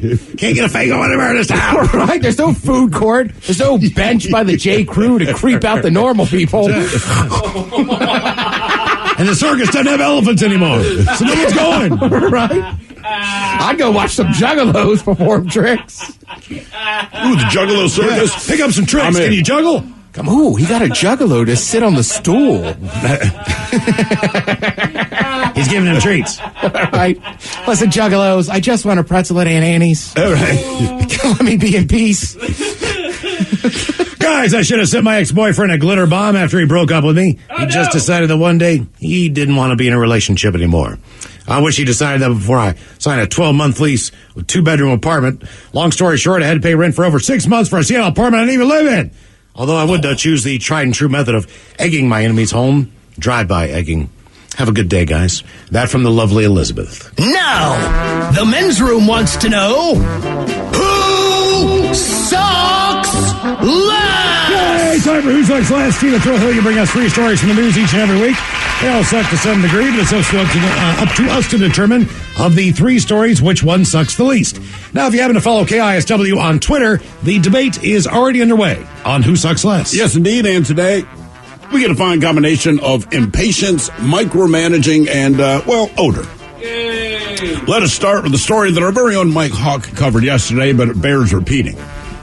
A man was arrested after threatening the bus driver for driving too slowly. This in Somerville, Massachusetts. 22-year-old man. I didn't realize that was in Somerville. Yeah. That makes so much more sense. Right? Wakel Steele, that's the guy's name. He was taken into custody under charge of assault with a dangerous weapon. He threatened the bus driver with a piece of wood. Now, the suspect, who lives in Somerville, he got on the bus at Davis Square before pulling the stop signal and demanding his money back, accusing the driver of driving too slowly. Then Steele picked up a piece of wood that's meant to secure the tires of the bus, took what they call, quote, an aggressive stance toward the driver, then demanded his money back again. Well, officers stopped Steele after the driver pointed him out on the street. He was taken to police department headquarters, but that was the situation, all right? That's his deal. I'm impatient. You're driving too slow. Now, maybe you're one of those people that works from home right now. Well, just a reminder that you can still be micromanaged while you're working at home. A single mom in Texas, she went on TikTok to complain about her company, how it spies on everyone through their own webcams. It's a place that does customer service for the financial tech company Klarna. And her computer recently got locked remotely when she stepped away to get a snack. She was still on camera, but in the background in her kitchen. When she got back to her computer, her screen was locked. And there was a message telling her to contact her supervisor because they noticed that she wasn't at her desk. So she explained in the video that she's not allowed to turn her webcam off. And then she called him out for it. And then the company saw the post and fired her. Anyway, someone in corporate apparently put a hold on that and said she was only suspended. But they did eventually fire her after she more or less trashed the company. So again, you're sitting there, they're watching you, you get up to get a snack. In that amount of time, you've been locked out of your computer. That's insanity. Now we go to South Korea, where an apartment building located there, it had only recently been built. As new residents began to move in, one noticed a, quote, strong stench coming from the walls of the master bedroom closet. The resident who moved into the apartment in May stated that as the weather got hotter, the odor became stronger. A few weeks later, the resident requested an actual inspection. Well, finally, earlier this month, an official from the construction company did inspect various parts of the home, including the plumbing, the floors, the walls, the ceiling. Well, upon investigating, 3 plastic bags filled with human poop were found hidden inside a space in the ceiling of the master bedroom's closet. The resident said, quote, as soon as the construction company employee removed the ceiling light, a strong odor began filling the room from that hole. They couldn't even film or take photos of the evidence due to the stink, and they left with the bags as soon as possible. Now, a man who lived next door also stated that he smelled an odor coming from the closet, and his wife, who's 5 months pregnant, started suffering headaches due to the stench. So officials believe that construction workers had left the bags full of their waste while finishing the interior work for the apartment. By the way, we've heard from people here that sometimes that happens. Anyway, the residents stated they're yet to receive a proper apology and that their requests to have the ceiling and walls replaced have not been answered yet. So those are your situations. The guy in Massachusetts threatened a bus driver with a piece of wood because he accused the bus driver of driving too slowly. We have the company micromanaging this woman who's trying to work from home. She went to the kitchen to get a snack, locked her ass out of the computer, fired her. And then apparently construction workers pooped bags and, to my amusement, leave them in the ceiling of a new apartment construction. It's cut and dry for me. As far as people getting sick, and that's where they live. You got a pregnant woman who's getting sick and getting headaches. Stench is unbelievable. That's pretty bad. Micromanaging, you lost your job. That's bad. And all you did was get up to get a snack. But, you did go on, whatever, and trash your employer, but you're just... Are we judging her or the company? The company. The company. And you can judge her, too, if you want. Don't mind if I do. Either way, it'll judge you. Yeah. I'm going to say that I think if you live in Massachusetts, and you guys told me that you need to drive like a maniac there. Yes. Which means, keep in mind. And I'm not saying it's a city bus. No, with that in mind, that means the bus driver is still driving like a maniac. It's probably just not quite Boston maniac. I'm going to say that the driver understands his clientele in the area. And that story probably sucks the least. Despite the fact that he was threatened with a piece of wood, I would expect the guy to go MMA on him. So he's kind of used to this based on where he lives. So I think that scenario sucks the least because that's just a regular day. Yeah, I'm glad you agree. Also begs the question, where did the guy get the wood? Did he board the bus with the wood? No, they said it was intended. It's something with the wheels on the bus. They go round and round. Yep. Well, round and round. He took a piece of wood that's meant to secure the tires of the bus. Oh, he took the triangle block that you put underneath there in case you're on the hill. Oh, the chalk. Yeah, exactly. Yeah. Now, granted, we were just talking about driving in Massachusetts, in Boston last week. I don't know if that was on the air or off the air. Both. All right. But, I'm telling you, my cousin lived in Somerville. Those streets are so tiny. People do drive like maniacs. But dude's driving a bus. Right. Right. Yeah, I mean, I think the apartment building sucks the most, but I also don't know. I don't know what the answer is. Do you want them to just start ripping through walls to get the poop out? Yes. The residents are like, replace the wall. We have now found the source. Correct. And now that you've removed the source, the damage you had to do to get to them has not been repaired. So that's what they're asking for, yeah. Right, so that probably sucks the most. I mean, it made me laugh the most out of the stories. It did.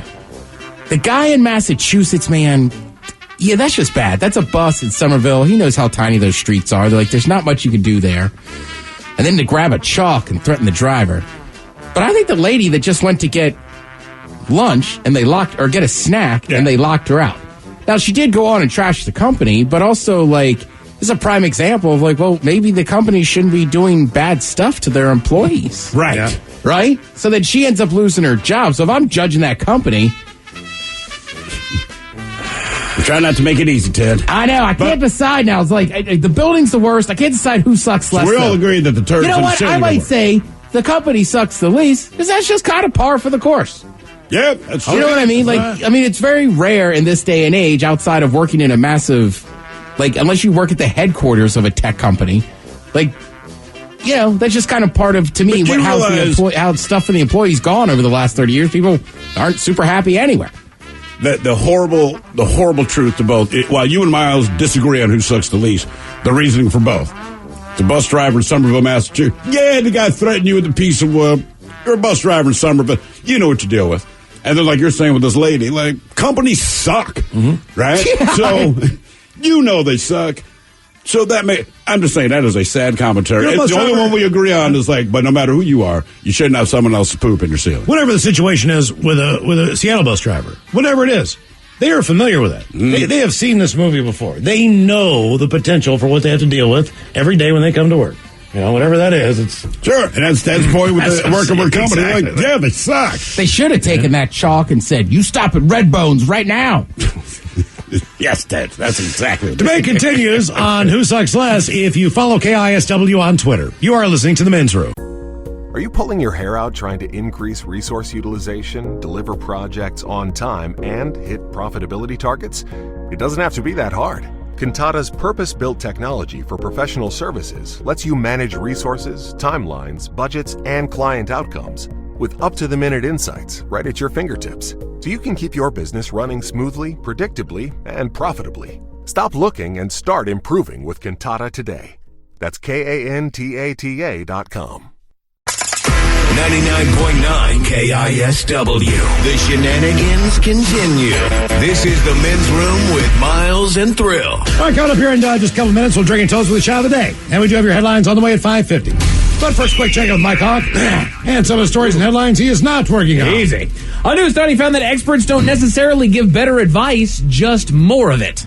Yeah, that's awesome. Now, to be fair, I would be easier to trust an expert's advice, but that's fair. At some point, an expert is just kind of spouting out loud. I think it depends also what the expert is an expert on. Right? Is this binary stuff where there is a right and wrong way to do things, or is this?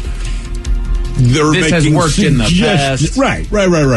Like I trust an expert when it's something that's definitive. Right. Otherwise, kind of you kind of make your own decision about how there's no right or wrong answer. Sure. So at that point, you're not an expert. You are just giving advice. Well, and much to your point, some people can be an expert on something that worked 10 years ago. For that sure. No longer works today. We were just having a discussion We were about just having that conversation. Sometimes things worked a while ago, then the world changed. Right. Around you. A new survey found 40% of young adults in Britain brush their teeth less than once a week. No! Oh, no. Yay. There's a reason there's a stereotype. There is. And once Less. Well, look, less than once a week. Okay, as far as universal health care is concerned, and they have that means that half the time they're not doing it in a week. Right. Okay, so if you smoke in universal health care and you live in one of those, the cigarettes are going to be really expensive. Sure. Kind of like Canada, right? Right. Well, you're paying for dental care too in that plan. Like, you're going to have mandatory brushing. Like, you got to do swish at work or something. Like, you're bringing a fluoride swish or something, man, if you're not doing that. I'm not paying for your... Something. I'm not paying for your lack of hygiene. For real. That is so gross. You shouldn't pay for my cigarettes. Why, Yeah. Well, and like, put in some effort. The world is all the same. When you are known around the world for having bad, oral hygiene, how do you not step it up just a little bit? Well, technically, you have nothing to lose. Right. Stereotypes can be real. You don't expect my mouth to be pretty. Well, Generally, stereotypes are stereotypes for a reason. Yeah, sure. That is a fact. Someone stole $22,000 from a strip club in Rhode Island. And I know what you're thinking. Yes, it was all singles. Mm-hmm. They stole $22,000 bills. Seems weird they were all together. Yeah, I wonder if it wasn't just somebody's collection that they maybe hadn't taken home for the day. They were just still piling it up. If you made 22 grand a day, you think one dancer made 22 G's in one day? I've never been to a strip club, Ted. She has 7 vaginas and 9 legs. I'm like, no, I don't think he has, but I'm like, that would be amazing. I mean, even some of the best strip clubs in the world, like that. I mean. It's like these pot shops are getting ripped off all the time because they get cash, right? Sure.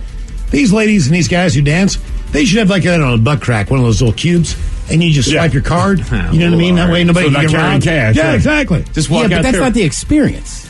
Sure. I think we could adjust that. If she had it located there. There's something fun about throwing the money, or some people crease it different. Like, that's part of the experience. You know what I mean? Yeah, living in the past. Mike paper airplane date with the. I would. They put the square in the butt crack. Next thing you know, opens up the whole new generation. I do origami of a penis. Oh no! See, when you move it like this, it gets longer. That's it. It's like a finger trap. A 4-hour standoff between police and a man and a woman was ended after they gave them food: 3 hot wieners and a pizza. Are you 3 hot dogs and a pizza? Oh, yeah. And a standoff? Specifically hot wieners. What was the standoff about? Was it a domestic? Apparently they were hungry, Ted. I do not know. All right. I am not working on it, my man. I mean, I'm not like a negotiator, but if that worked that easy, maybe start with that every time. Right. Are you hungry? Can we get you something? I'll tell you what we'll do.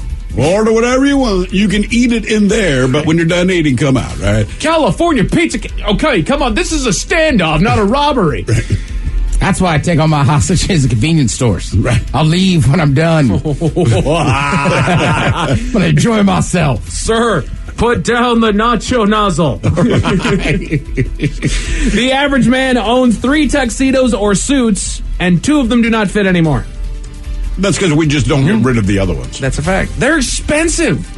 You're the only person on... No. My father does now, too. You're the only 2 people I know that own tuxedos. Yeah. The difference is you use yours. I do. I don't know why my father has his. That's why I get mine cheap off the clearance rack. It's like, man, I'm going to be running around sweating and working in this thing. Right, like, exactly. Give me something off the counter, man. We're all good. I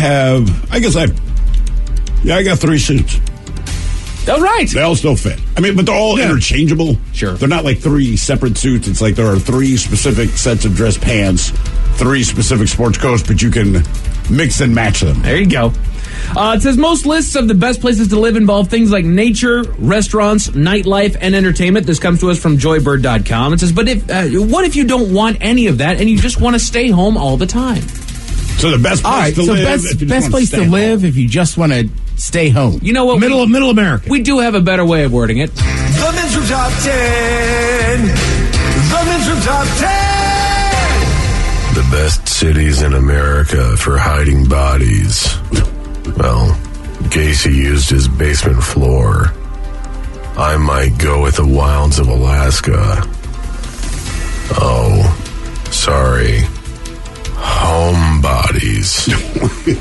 Right. I don't know. Chicago. Homebodies. Best cities my bad. for Some days he sounds saltier than others. What did he mistake it for? Bodies. It says homebodies. Hiding bodies. Oh. He kind of got that one a little fouled up there. We never tell you where we hide the bodies. I mean, I bury them in your place. Oh. That way you look like the bad guy. He did it. Go get him. So anyway, where would you guys think are best cities for homebodies? You're just kind of hanging out. I would guess Phoenix. Okay, Phoenix, let me not ask bad. you this though. But like, if I'm staying at home, does that mean there's delivery options? Ooh, not a bad call there, Ted. So here's what Because it then says. you might want to be in a bigger city. So they considered factors like internet speed, Okay. home prices, All right. Okay. average yard size, number of homes with pools, Phoenix. remote work opportunities, Okay. food and grocery delivery services, and safety. That is why I'm sticking with Phoenix. I'll say Phoenix as well. Just because it not is bad. so hot. It's a major city, but it's so hot you're not dying to be outside. If you are going to be outside, everyone I know that lives in Phoenix, 3 people now, they all have pools. Oh, yeah. They have pools like you buy a house and expect to have glass in your windows. Comes standard, yeah. Right. It's just part of the deal. What do you think, Ted? I'll say the Twin Cities. The Twin Cities Ooh, themselves. right. All right. So these are the best cities in America for home bodies. Number 10 being Austin, Texas. Yet again, you want to stay inside just because we're hearing about the horrible humidity that goes on down there. And I it's don't know not anybody in super walkable. Austin though who's like a homebody. That's who I know that moved to Austin like to go do stuff. Right, because there's so much to do. I think that's because so many of them are so young, but like when my parents were there, you know, it's a hip city and blah, blah, blah, but it's still not super walkable. Okay. You know what I mean? So, and it's got a pretty good geographic. So that's what I'm thinking. Places that are hot and not super walkable. Because you just want to be in air conditioning, so being home helps. And they're big enough cities where you can get your food delivery. I'm going to use that logic here as we move our way down the list. Number 9 is where we meet your guys' option, Phoenix, Arizona. Okay. Now, I disagree. Phoenix is rather walkable, other than the fact that between the hours of noon and 6, you can't walk outside. Right. That's correct. That's why you take a golf cart. That's exactly right. Even if you're not golfing. Even if you're When not we were in golfing. Scottsdale, we held golf carts every night on the way home. Yeah. But they for just sure. line up outside the bars and Yeah. stuff at closing time. There you go. Number 8 being Dallas, Texas. Yep. That's a very good call. That was not a walkable city. We tried to walk over to Deep Ellum and had to run across, I think, like a highway exit. Right. I'm serious. Damn, man. It's a little treacherous out there. Number 7, St. Louis, Missouri. Which, you know what? I walked around St. Louis the one time that I was there. Now, granted, I was being a tourist and I was walking around in different areas. And I suppose there wasn't much to do downtown that I really took advantage of. Maybe that's it, but it was a walkable city. I think it's walkable, but nowhere to go. I just don't think that safety's that important to this list. Yeah. That's why you want to be home. Like, St. Louis is on the list. Fair enough. St. Louis, though, by the way, go there for Mardi Gras. They have the second biggest celebration outside of New Orleans. Or go to New Orleans. Or you could go to New Orleans, sure. It's like I went to Paris and Vegas. or hey, to New York. I've stayed there. It was pretty legit. I am too. These are the best cities in America for home bodies. Number 6, Hartford, Connecticut. I don't know much about it. Okay. I just don't like it's too cold for me. Sounds like maybe that's why. Sounds like a nice place to stay inside and look at the outside Connecticut's got a weird element to it. I can't figure that place out. But you know what? I feel like Hartford that. is vaguely connected to New York City. Exactly. So I think a lot of people, they work in the city, make Manhattan money, and then your money goes a lot further when you go back home to Hartford. Sure. Connecticut's just weird. It's such a tiny state. There is a ton of money in part of it, and the other half It's is complete lack of money. correct. Number 5, this one is a little bit shocking to me, but Orlando, Florida. Other than the fact that it's just humid out there, but I feel like there's plenty to do in Orlando. There Certainly is, Disney World. But if you live there, right? Fair. Like we do not go to Pike Place Market every day. We do not go to the Needle every day. So I imagine if you live in Orlando, sure, you're not going to Universal Studios. Your money is going to go farther in Florida, but that's typically on the coast. Right. As far as being expensive. So when you get in the middle, and when they're all... Disney only pays so much to their employees. Sure. So you can buy a house in Orlando for basically nothing because they work on the tourist industry. There you go. You're not on the water. Right. It's affordable if you're going to live at home. You figure if Buy a traffic's house. bad enough, you don't want to be out in it. You want to stay home. Yeah, agreed. These are the best cities in America for home bodies. Number 4, Pittsburgh. Pittsburgh. Pittsburgh's a great place. I would take advantage of it, though. Not that I know much about Pittsburgh actually having much to do out there. It's not bad, man. Pittsburgh, I mean, it gets a bum rap because of its history.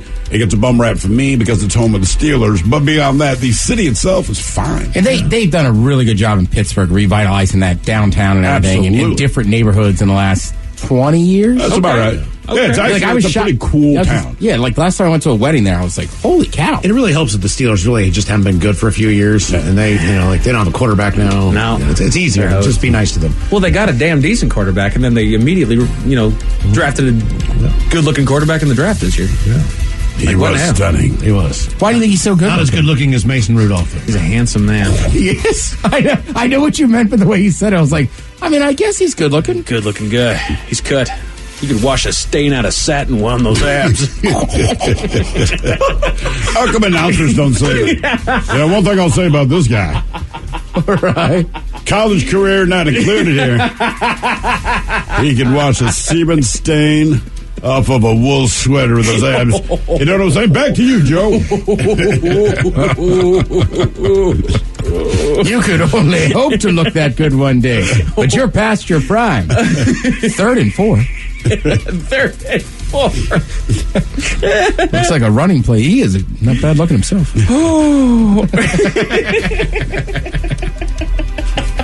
I'd stand behind that center all day. Sports is the one time where you can openly talk about other dudes' bodies without people giving you crap, which is ridiculous. Right. I mean, I don't mind talking about anybody's body. The man is a chiseled Greek guy. Right? Like, remember Vernon Davis or DK? People just like, look at that. Without a shirt on? I want to make some veal out of those calves. Right. I lost an axle driving across his abs. It's a little bumpy. Little bumpy. And 1st and 10 from 27. Right. He's like Michelob Ultra. He's got an 8-pack. Flag on the play. Number 3, Nashville. Oh. I feel like there's plenty to do in Nashville. That's like bachelorette party capital of the world. Right. I feel like I'd be annoyed in my house. Yes. Shut up. I mean, I have a buddy, they're my age, late 30s, early 40s, and I was like, I was Nashville, and he's like, oh man, somebody puked in the middle of the day, but it's Nashville. Nobody even blinked. Nobody They were just like, have fun, keep going. You want another one? Number 2, the last one out of Florida, Tampa, Florida. Tampa's nice. It is. Gulf Coast. Feels like it'd be a nice place. Yeah. But without a doubt, this is the number 1 city in America for home bodies considering internet speed, home prices, yard size, homes with pools, remote work opportunities, food and grocery delivery services and safety. Raleigh, North Carolina. Dude, I almost said Raleigh. I have two or three friends that moved down there. They love it. Miles did hold on. You were going to say Raleigh. Well, and based on what you said, Raleigh, not a very walkable place. There's trails. They have that's one of the perks of people going nuts there.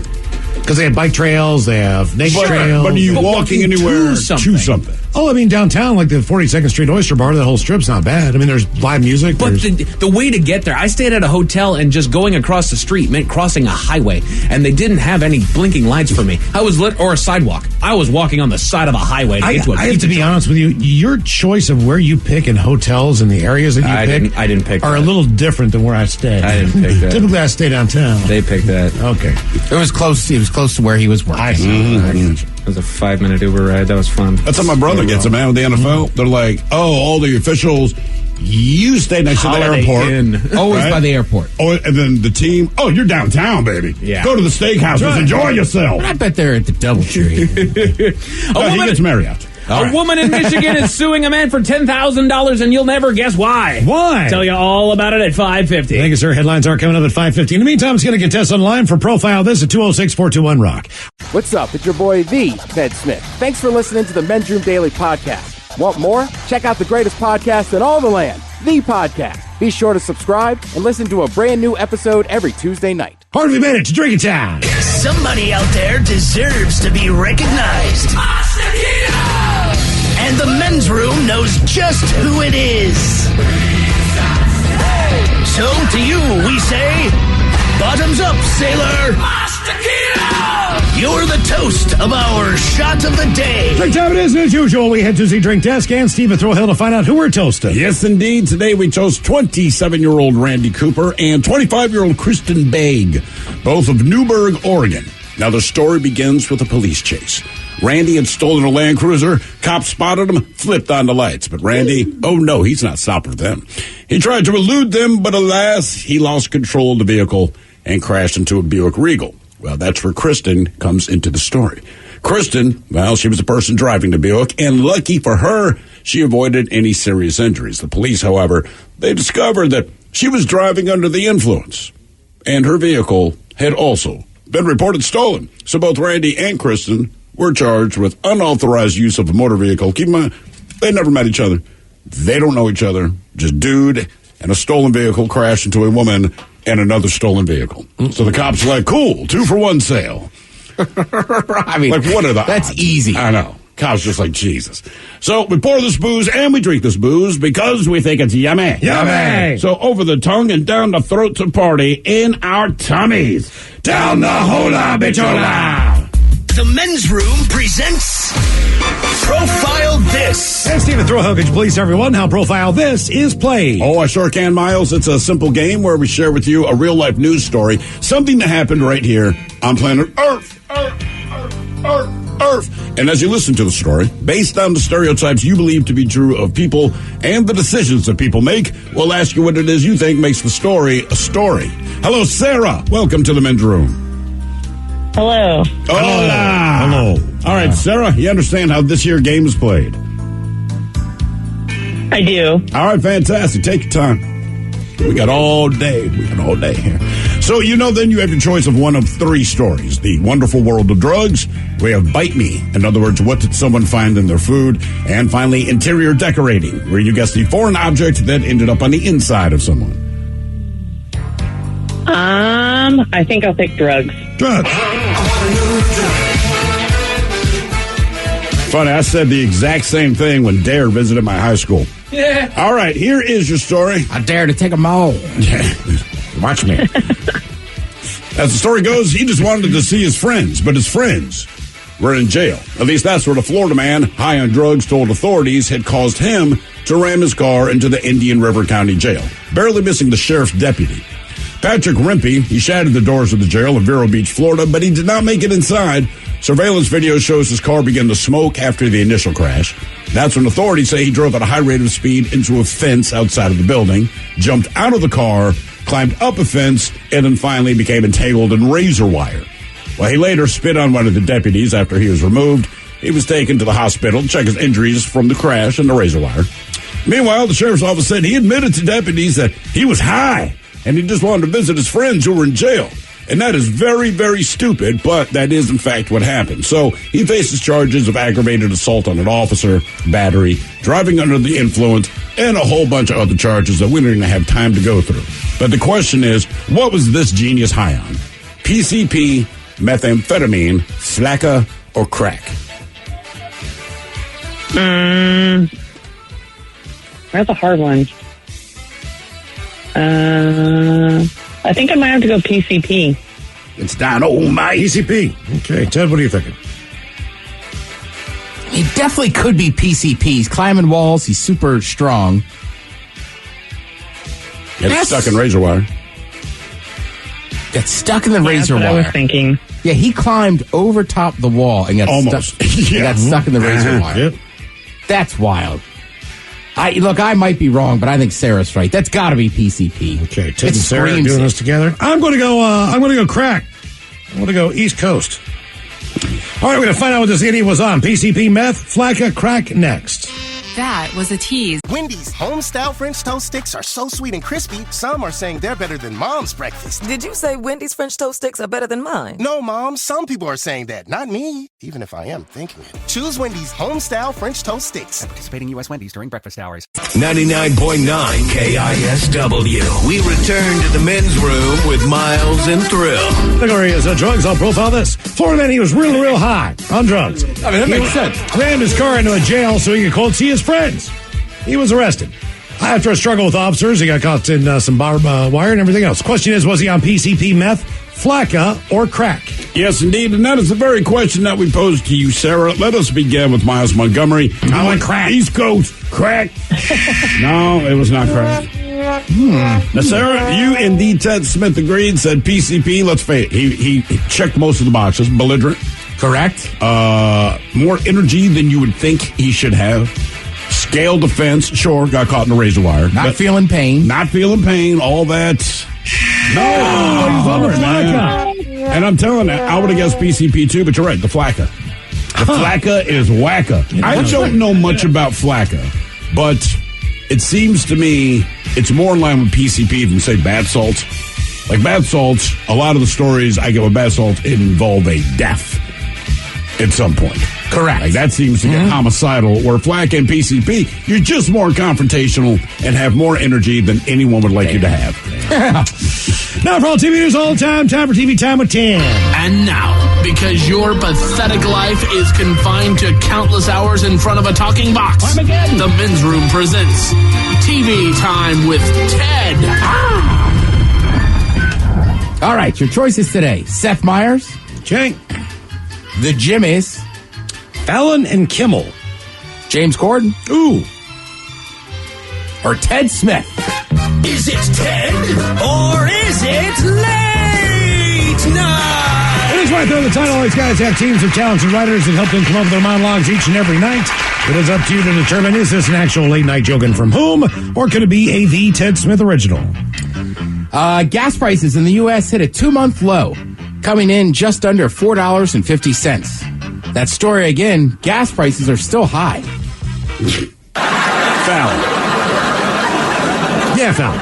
That is Fallon. Gas prices in the U.S. hit a 2-month low, coming in just under $4.50. That story again, gas prices are still high. Found diesel the other day. Yeah. $5.85 a gallon. God. I was ready for it. I know it's sad when you're at this point, like, thank God. Right, thank God it's only $5.89. Well, there is one way the gas prices are coming down. As long as people keep posting on social media about it. 100%. That's what'll do the trick. In sports news, NASCAR has announced a road race next year in Chicago, as opposed to their normal oval tracks. When reached for comment, the driver said, "This can't be right." Yes, Seth Meyers. Yeah, Seth. Smith! Oh, good one. Good one. Well done. Yeah. Nice work. Man, I'm just going to say this. Been to Chicago. VD used to live in Chicago. Guys, if you're a driver, make sure when you pull into the pit stop, it's actually your crew. Because those same guys, they'll strip your goddamn car at same speed. Well, NASCAR took his tires to the hub game. NASCAR went it just became so regional again, and then you have with the F1 show on Netflix, a lot of Americans getting into F1. So like, oh, we should add some more road races. They should, man. It's cool. It's a nice departure. It's the same guy that got him racing in the LA Coliseum this year. Oh, nice. I love the idea, to be honest with you. Yeah, I'd watch that. Over the next few months, Toys R Us will open inside of Macy's stores across the country. They've combined a department store and a toy store, or as most of us call it, Target. Myers. Fallon. I read that over the next few months, Toys R Us will open inside every Macy's store across the country. Yeah, they've combined a department store with a toy store, or as I like to call it, a Target. They have one weird rule, though. Jeffrey the giraffe is not allowed inside of Macy's. Listen, it was a legal incident that he still can't speak on. You don't want to know what he did inside that Macy's, man. Right. Ceilings are high enough. Different use for the changing room, you know what I'm saying? But the Toys R Us company parties were wild. Oh, yeah. Steven Spielberg recently directed his first music video using his smartphone, which is surprising because most people his age record concerts on their iPads. I'll say that's Seth Meyers. I'm saying D. Ted Smith. That's Seth Meyers. Steven Spielberg recently directed his first music video using his smartphone, which is surprising because most people his age record concerts on their iPads. I don't know. Did you see Pearl Jam kicked out a woman last week at one of their shows? Yeah. Mm-hmm. And I like credit to Eddie Vedder. He's like, look, I get you're annoyed. He's been recording the whole concert on his phone. He's like, but you can't smack him in the head. We don't hit people here. You got to leave. Yep. I dug it. Yeah. Did you hear what happened to him today? Pearl Jam? Yeah. No. After doing all those concerts outside and all the wildfires and the heat and everything else in Europe and so apparently the smoke was pretty bad at the last show. Okay. So Vedder can't sing. He lost his vocals. So they got 3 shows left. And they canceled tonight because his throat is gone. Because he sang for 2.5 hours. How long were they in the smoke? That outside? Makes sense. Yeah, it does. Yeah. Yeah, that NASCAR thing, and you're right. Look, NASCAR, and this is what I worry about with college football too. When you have the SEC just dominating, is you don't want them to become regional sports if you like that sport. NASCAR did a really good job. I've said this before, like 15, 20 years ago. It was one of the fastest growing sports in the States, without a doubt. But then it just kind of went back to the South, and now people are like, we don't care as much, this and that. You see the F1 influence, which is massive. They're adding races to America. But like this year for NASCAR, before the Daytona 500, they had that race in the LA Coliseum. And like, look, Sunday afternoon, I was like, I'll watch them race in the Coliseum. It's different. It's cool. It's the hockey game they play outside on the ice. The Winter Classic. Right? I mean, there's just something about it that's a lot more intriguing to a lot more people. So the idea of doing it in Chicago, to me, Chicago's kind of the right city just based on its grid system. You're going down Michigan Avenue, whatever it is. You're going by the lake, right? It's the Miracle Mile. Yeah. So, I mean, like, that's a good city to do it in. It's the right population. I rarely look forward to NASCAR. That's something I'm actually looking forward to. Correct, right. Because honestly, yeah. Even IndyCar, I believe, is having doing a little bit better open wheel racing because you got, if people, you're like me, if you really got into F1, it's like, ooh, IndyCar's open wheel. I'll watch this too. Exactly. And there's some drivers that race in IndyCar that are on the verge of maybe getting a seat in Formula One. But there's some old Formula One, not even that old, but some guys that lost their seat that now race in Indy. Okay. Yeah. So it's almost like being relegated, right? It is. Because Formula One, you have two drivers, then they have a second team, like just a level below it, and those guys can go up and down. But generally, when you get a seat, you want to keep it. Unless you were supposed to be the top guy on your team, you haven't been doing that. Well, Daniel Ricciardo. My guy. Do they have like a road track or something like that, Ted, down in Phoenix, the Phoenix area? For open wheel racing or IndyCar? Austin has the track of the Americas. That's generally where the American race is. Okay. And then this year, Miami got one. And then I want to say next year, 2023, will be Vegas. I just remember getting on a flight when my uncle lived in Phoenix out, and everyone had Ferrari jackets and smelled of colognes that I'd never smelled before. You know All what? the hair was perfect and I don't jewelry. know. There's a good chance IndyCar might race down there. I mean, there's enough space. Yeah. I'm just not positive. I know F1 doesn't. So, by the way, speaking of sports, anybody watching in the All-Star game when they got home last night? I did not. All right. I thought it was pretty cool. They had a lot of players mic'd up, but part of it was they had the catchers and the pitchers mic'd up so they could talk to each other. Huh. And it was kind of crazy, like watching a pitcher go through, like with the catcher, it was like, he was like, oh, it's 2-2. You got a lot of options now. He's like, I'm going to go high, up, and in. He does it, and then he's just like, the catcher's like, what do you want to do? What do you want to do now? And he's like, oh, I'm going to throw it right back at him. He's like, do it. Because they've never had the ability to verbally communicate, right? Correct. Yeah. And also, you got to keep in mind, it's an all-star game, so they don't really know their signs. Right, you don't even know that guy doesn't play on your team. You don't. Right. Like, yeah, I don't know. And you don't want to tell them your signs. No, you sure don't. Because they still play in your division, in your league, against you, and now they know your signs, or they know your tells. Right, and like, Miles, you know this, if you're a baseball nerd, if you watch a guy warm up or whatever, he doesn't get signs. There's just a certain way you show your glove or flip it that way that says, hey, I'm throwing a fastball or this or that. But these are the best of the major leagues. So if the pitcher was just doing that, everybody would just be teeing off. Right, exactly. And dingers left and right. Yeah, like the giant guy can't tell the Dodgers catcher what his signs are. All right, do you guys know what is happening next week? Next week. Next week. Think TV, I'll give you a hint. Next week. Miles, here's a secret hint. Not a secret hint, a big hint for you. Okay. You once terrorized your own children with this at the beach. Terrorized my children with this at the beach. Shark Week. Shark Week. Okay.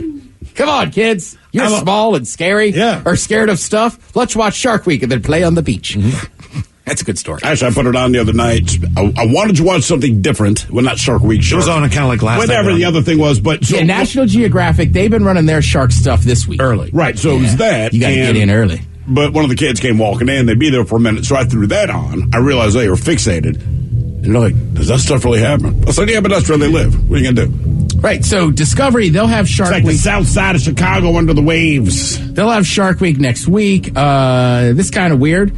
Dwayne "The Rock" Johnson will be the first ever Master of Ceremonies on Shark Week. Like, I dig it. I like The Rock. Everyone likes The Rock. I'm sure he'll do fine. My question is, like, what's going to be the significant upgrade? Nothing. He'll just be there. Remember, like at the Super Bowl this year, he just came out there to pump people up. Like The Rock just gets away with that. Yes. Yeah. Sure. Like everybody likes him. But you got to do this every year now. You know what I mean? Like you have to have a host. So it's going to become the thing where it's like when they talk about the Oscars, like, dude, did you hear Kevin Hart might host Shark Week this year? You know, I'm not sure because he's just emceeing. So just taking you to the next video kind of. I don't think he's that involved in it. I mean, he's the MC, like, welcome to Shark Week, this and that. Right? It's like when I do Cage Sport MMA. I'm the MC. So I walk down the ramp with some lovely ring card girls. I get people fired up, stuff, and then I turn it over to my buddy Ken David. He's going to Kenny. He does the heavy lifting. He does the actual ring announcing. Right. And then at intermission, Ken says, "Hey, welcome back, the Ted Smith. I interview somebody. Hopefully, try to keep my ass together while I talk to Misha Tate or a scary boxer." Scary boxer. Scary boxer, dude. Gotta go. Well, like we had one guy in there, and I was like, 3-time Gold Glove champ, and he's a monster of a man. He goes, 4-time Gold Glove champ. Get it right. Yeah, or like you should have told him. You sound like my buddy Miles. It's 2 holes in one. Difference is Miles won't beat you with a golf. Or like Golf is not a sport. KJ Wright, I interviewed him once in the cage, which was a great experience. KJ Wright is a super nice dude. Couldn't have been more awesome till I saw the pictures. I look like a little chubby troll. Like he's so much taller than I am. And it looks like he's just trying to be nice. Like, okay, fella. Okay, little guy. No, he was awesome. Right, so that's what I'm saying. Like, The Rock's there, but I don't know if he's sending it, like, clip to clip. MC's a nice term. Okay. It's like when you go to a comedy club, right? The MC comes out, does 5 minutes, then he'll come back out, do a couple minutes in between. And generally, names. Right. Generally, you have But that's why I feel like he just set the clip. And then yeah. Well, it's a lot of clips. Either way, you know, like, he's from Hawaii. He talks about a lot of stuff. He's got tattoos of sharks, of respect for the Polynesian culture.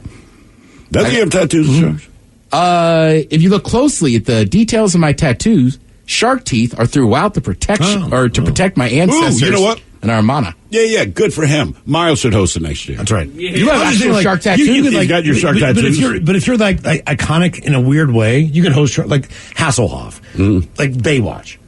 He could host iconically speaking because you're also doing Sharknado 1, 2, 3, 4. Like I'm David Hasselhoff. Like, not the actual. You younger kids remember me as the dude who eats cheeseburgers off the floor, but before that I had a career. Not like the actual documentary stuff about sharks, but when you get into the Ian Ziering ridiculous nighttime Ian Ziering should do it. Okay, so I also have a list. Hasselhoff could do that. Of some of the ridiculous, crazy sounding Shark Week specials.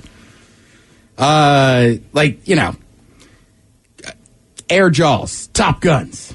Air Jaws started a few years ago. Throw, I remember me and you were so pumped about it. This was the first time they had caught these great whites breaching and jumping in the air. It's the clip they show you all the time. Now, are they putting the dummies out there, the dummy seals, or they actually hit the actual seals? They were excited because this was a seal that just got ripped out of the water. I thought it'd be like Shark Week, the last time we saw Nancy. Let's see. This one's interesting. Pigs versus sharks. Okay. I know who wins. Tiger sharks in the waters off the Bahamas may be acquiring taste for the famous local swimming pigs. Yeah. Well, yes. If the pigs keep swimming, they can be like, God damn, you ever had pork? Chlorine is bad for me. If a piece of bacon floats by me in the pool, I'm still going to eat it. Like, this is the greatest thing ever. Yeah, you've been eating seal your whole life? Right. There's a freaking pig going by. You got pork belly, you got They're going to end up teaching sharks how to walk. Ribs. Next thing you know, man, they're going to have a grill going. Why is there a shark on your farm? They develop legs and realize that pigs are delicious. What did you say they're going to teach them to do? Yeah, he makes the best pulled pork. These sharks walk? Yeah, they're going to teach them to walk. They have the island of the walking sharks. God damn it. Sounds like a cheesy sci-fi movie, but it's an actual, supposedly scientific look into whether or not sharks in Papua New Guinea are evolving to walk on land. By the way, I'm never going to Papua New Guinea. No, you don't have to worry about that. You have to worry about people. This one's kind of funny. Mike, what's a term when people are dating and then you just stop hearing from somebody? Ghosted. Shark women. Ghosted by great whites. What? I don't know why they gotta call out women. What is that? Shark women. Hasselhoff could host this. Women are falling in love with great whites and then they swim up. No, an all-female crew goes on the hunt for missing sharks that one of them has been tracking. Who are these great whites? And then the one everybody in Seattle's waiting for, Jaws versus Kraken. Yeah! Evidence suggests there is an underwater or undersea war between great whites and a hockey team. The giant squids. Who will win? Who will see it? I think the Sharks did better than we did this year. Squid wins. But Kraken are coming back. Look, man. What's a squid going to do to a great white? I'll tell you. Great white gets into one tentacle, right? Yeah. He's got like, what, 7 more? 9 more. 9 more.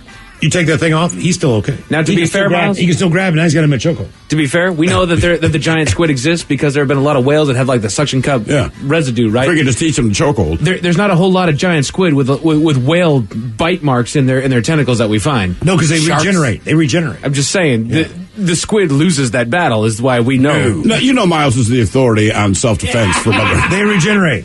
What's in they the back? regenerate. What's in they regenerate. They got their squid backpack. The giant squid. You cut a snake in half, and throw the rest half of them. That's right. You're out swimming and you hit a giant squid. And they carry a pig now. They have actual footage of the shark attacking the squid, and somehow he has cocktail sauce with him. Yeah. Into the face. Right? And a deep fryer. Some Old Bay. Have some ink, bitch. Thank you, Tim. We appreciate it. You're listening to Men's Room. Are you pulling your hair out trying to increase resource utilization, deliver projects on time, and hit profitability targets? It doesn't have to be that hard. Cantata's purpose-built technology for professional services lets you manage resources, timelines, budgets, and client outcomes with up-to-the-minute insights right at your fingertips, so you can keep your business running smoothly, predictably, and profitably. Stop looking and start improving with Cantata today. That's KANTATA.com. Men's Room returns with Miles and Thrill. Now, let's see what's happening in the real world. All right, here we go. South Carolina man is robbed of $500,000 in Pokemon stuff. Meanwhile, a Mormon reveals how to get around their strict sex rules, and I hope that you don't like it rough. People complaining about nurses' body while wearing scrubs have lost their mind. If you take a Subway sandwich to Australia, there's a chance that you could be fined. And a woman sues a man for $10,000 because he basically just didn't want to go out with her. It's time for your headline. Now, it's time to hit the headlines. Here's my cock. And our top story, we go to Michigan, where a woman has gone to court. She's taken an acquaintance to court to sue him for $10,000 in damages after he stood her up on a date. But she sounds so wonderful. She does. She seems so nice. Yeah. The woman claims that he had stood her up on a date, but that was also on her mother's birthday, knowing that she had recently passed away. Given that information, she surmised that he had intentionally inflicted emotional distress and was thereby due compensation in court. Both the defendant and the judge found a hard time entertaining the case, which caused the woman to get into a shouting match with the judge, which always works really, really well. 100% of the time. Sure. The woman has a history with filing frivolous lawsuits, so eventually the judge basically just turned it over to the circuit court, like, okay, go over there. Don't worry, it's going to die over there. By the way, you need to pay for this filing, right? And if it's not paid in 56 days, then we're just going to throw the damn thing out. Meanwhile, the circuit court said, thanks. Right. Thanks for brushing this on us. Cool. That was real nice of you. She's awesome. You can't meet a nice guy. Where are they all at? No, you can't meet a dumb one. No kidding. In Australia, a woman bought an $1,800 sandwich. We covered this a little bit earlier today. She was taking a flight back home from Singapore and decided to stop at the subway inside of the airport, buying a foot long and eating half before her flight, planning on finishing the rest while in the air. Unfortunately, her appetite never kicked back up, so it was never finished, and because she had thought customs was only concerning her checked luggage, not to mention she never actually considered the sandwich in her bag, she never declared the chicken and vegetation that was on said sandwich, landing her an $1,800 fine by officials after she got home. But Subway's going, ha-ha, it was real chicken and lettuce. We win. So, man, they've been getting it so bad lately, they're probably like, hey, biological. Some goods. I don't know that I would think about it either. You wouldn't. You've been flying all over. I bought it at the doggone airport. Right, you've been flying all over the place. You'd forget it's in there. Right. You really would. We came back from Mexico once as either Phoenix or Salt Lake City. We're at the airport in the customs part, and this sweet, shriveled up old lady, she sounded like your perfect teacher from school. You know? Oh, yeah. Oh, yeah. Well, normally I live here, and I went to Mexico to visit the family. So, meanwhile, as we're talking, this bomb-sniffing beagle, right? He's doing his thing, and we understand. And I mean, but he focuses on her bag. And me and my wife were like, you got to be kidding. No I mean, right, there's no way you're supposed to look. I get it. I just can't believe it. And she's like, oh, my God. And like TSA ain't nothing around at this point. No. You need to empty your bag. So she empties it out, and it turns out she had an illegal homemade ham sandwich. Oh, no. So here's the problem with using Beagles. And Miles, you know this. If food comes up, they don't care whatever else you've trained them for. No. The dog wanted the ham sandwich. Well, there was no bomb material in there. The dog wanted, but they took it from her, and she's like, it's fine. And the thing that pissed her off when they walked away, she's like, I didn't want the sandwich. The family made it for me. If you're trying to smuggle stuff into customs, just have a package of pepperoni in your pocket. There you go. Well, the thing Any is dog you got coming up to you. Beagles, the reason why they like the Beagle, it's a hound. And once they lock on, they're on it. I mean, I know they can smell. The problem is, he's like, that guy over there has nuclear-grade yellow cake, but she has a ham sandwich. 20 years of my life with a Beagle. Okay. Sometimes 2. 20 years. 20 years. 2 for the most part. They never looked up and saw the world in their entire lives. No. They've never seen the sky. The nose is always going. They have never looked up. They don't even know trees exist. They're so damn cute, though, is the problem. They can smell the roots, but they don't know what's above them. Luckily, after posting about the incident on TikTok, which she takes full responsibility for, like she made no bones about it, said, yep, I fouled it up. Sure. Don't know why I should pay $1,800, but hey, you know what? Subway Australia reached out to her, giving her a Subway gift card equal to the amount of her fines, as well as a box of swag for her to enjoy. So, they didn't pay her fine, which it's not on them to pay her fine. No. Hey, we'll give you $1,800 in Subway. I'll take it. You're damn right. I might sabotage myself. That's it for your headlines with that, Mike Hawkins. Thank you, sir. We appreciate it. Up next, the Men's Room Happy Hour exclusively on the Odyssey app. More Men's Room on the way. We'll see you there. Yes, indeed. It's all true. But in the meantime, well, we be all about this bitch for 180 seconds or so. So until then, please do what you do best. And for Aletha's sake, stay beautiful. The Men's Room has been taped before a live studio audience. Wardrobe and makeup provided by Mantastic Limited. This has been a presentation of the Men's Room Radio Network. Oh, man! A Double Flush production. Automation is powering what's possible for businesses of every size in every industry. Unlock your potential at Automate, the largest showcase of robotics and automation in North America, May 22nd through the 25th in Detroit, Michigan. With over 600 exhibitors, 200 speakers, and more than 25,000 registrants, there's no better way to power your business. Register for free at automateshow.com. That's automateshow.com.